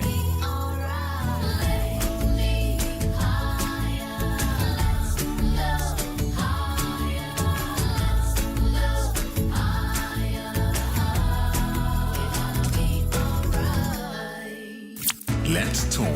We're listening. Hello, Uncle Bongani. It's nice to see you on YouTube, finally, to see your nice face with the team. I go to Lasco Belsac. My real name is Makehonolo. Bye. Good morning, Bongles and team. I'm so happy to see you guys on YouTube. I know it's crazy. I've seen you Bongs on TikTok many times, but I'm happy to see everyone and you guys are color coordinating today. I just want to know, why do I see 94.7? Is there a studio close by there, or is it because it's a sister station? Why is it there? Is there a studio there on the same floor as yours? What's going on there? It is. It is. I can look across from my studio and see theirs because, of course, they being a sister station means we're in exactly the same building, so they can see us, we can see each other. So that's why you are seeing that slight reflection from our feed on YouTube. It's the first day, so from today we will be live on YouTube. So if you ever get a chance, you can check out the whole show and the behind the scenes nonsense that often happens. No, our color coordination was not deliberate. A number of us are wearing black clothes or black hoodies today. So the team and I, or some members, not everyone, KG, not everyone is going to be a part of this. I'm looking at you. We've decided to go on a training program. So we've got a gym here at work, and we've decided after the show, some of the members of the team, we are going to be hitting the gym together and keeping each other accountable. So that's what we're doing. KG apparently is going to be busy starting the clock. This is Breakfast with Bongani Bingwa on 702. Let's walk the talk. 7 to 9, get ready to shake off the winter blues and laugh your heart out. So this July, the comedian Nick Rabinovitz brings his hilarious new stand-up special, Geriatric Millennial, to Sandton's Theatre on the Square. It's going to be a wild ride through ups and downs of middle-aged millennial life. If ever that sounded like a contradiction, well, let's ask him all about it. He joins us on the line. Nick, what is a geriatric millennial? Good morning, Bongani. Well, technically, I'm not actually a millennial. Are you a millennial? No. I'm a Gen Xer. When were you born? I'm Gen X. Were you late 70s? Yeah. Yeah, so geriatric millennial it's where you still identify with the millennial struggle, but you need to go to the gym more than they do, which begs the question, who will be the biggest loser of that team, and will it be, can we watch that on YouTube as well? No. Please, some things must be private, Nick. It will be motivational for the rest of us. No, but I mean, it's a fantastic thought because there are so many of us who are getting a little bit older, but who remain young in spirit in many respects. Yes, I mean, I think you're probably old enough to need reading glasses, but in my case, I'm wearing them. I'm not buying them yet because I still think if I have a long enough sleep, I'll be able to see better tomorrow. Or if you stretch your arm in front to enough of a distance, then you might be able to see what it is that you are looking at. But now I need R.G. Snyman's arm. You know that guy who plays lock for the Springboks. Listen, you're kind. I not only have reading glasses, I have multifocals. I'm at that age. You know, recently, is it true? I since I stopped being on 702, I don't read the news like I used to. But I just came across this thing that Helen Zille wanted to run for the mayorship, and I kept thinking that's an amazing for a 74-year-old guy. Did she wake up that morning and just go, Johan, hold my bifocals, I need to go fix Joburg? Listen, there's a lot going on in the country and indeed the world. I mean, let's talk police corruption, people being what is it called now? Given the Coldplay, or is it the Chris Martin? Right? Kiss Cams. Yeah. There's a lot of material at the moment. Actually, another guy in Boxburg who told me this. We just lost you there for a second, Nick. Just hold on. Just move about. I don't know if that works, but just move around because we lost you for a second. Yeah. Hello? Yeah, Hello? gotcha. You know a guy from Boxburg? Yeah, apparently people in Boxburg are like, I'm not going to that Robbie Wessels concert at the Big Top Arena because I was going to take Henriette from accounts, but what is the student camp? As you get older, does your funny bone get more tickled, or I don't know, do you lose your patience? Have you become a little bit more grumpy? I'd say my funny bone isn't quite as erect as it used to be, but that's just something you have to expect from middle age. It's softening, You're is not it? going to get the Is it same softening? amount of funny bonus. Is it as you softening? used to. yeah, I think it is. But there's a pill for that, and it's a DA colored one. Oh gosh, imagine if there was an EFF pill for that. Well, no, then you'd end up in the Matrix. But if it was black, green, and gold, it probably wouldn't work, would it? Well, I mean, you'd have to pay a lot more. Yes, indeed. All right, talk to me about this show that's coming on from the theatre in the Square. Yeah. It's coming to you live from the womb of Saturn. The theatre on the Square. Our line just not helping us there. I'm not hearing a word of what you've said, just right at the end of that. But Nick Rabinovitz is on at the theatre on the Square, and it's a fantastic new show starting on the 29th of July to the 9th of August. It's called Nick Rabinovitz, a geriatric millennial, and you can, of course, get yourself tickets to go and see him on stage. 702 podcasts are on 702.co.za. Hey, Bongani, good morning, man. I'm so glad you're asking about how our story is on the 702 Walk the Talk. This was the best Walk the Talk by far. Bongani, the organization was absolutely impeccable. Yeah, Bongani, for those who are hesitant to go to this thing, this is a thing to go if you want to go and really have fun with your family. Spend time on things that you don't normally do, and this is one of them. It was worth every pocket of it. Congratulations to 702 and the entire organizational team. Thank you, Bongani. Kustas.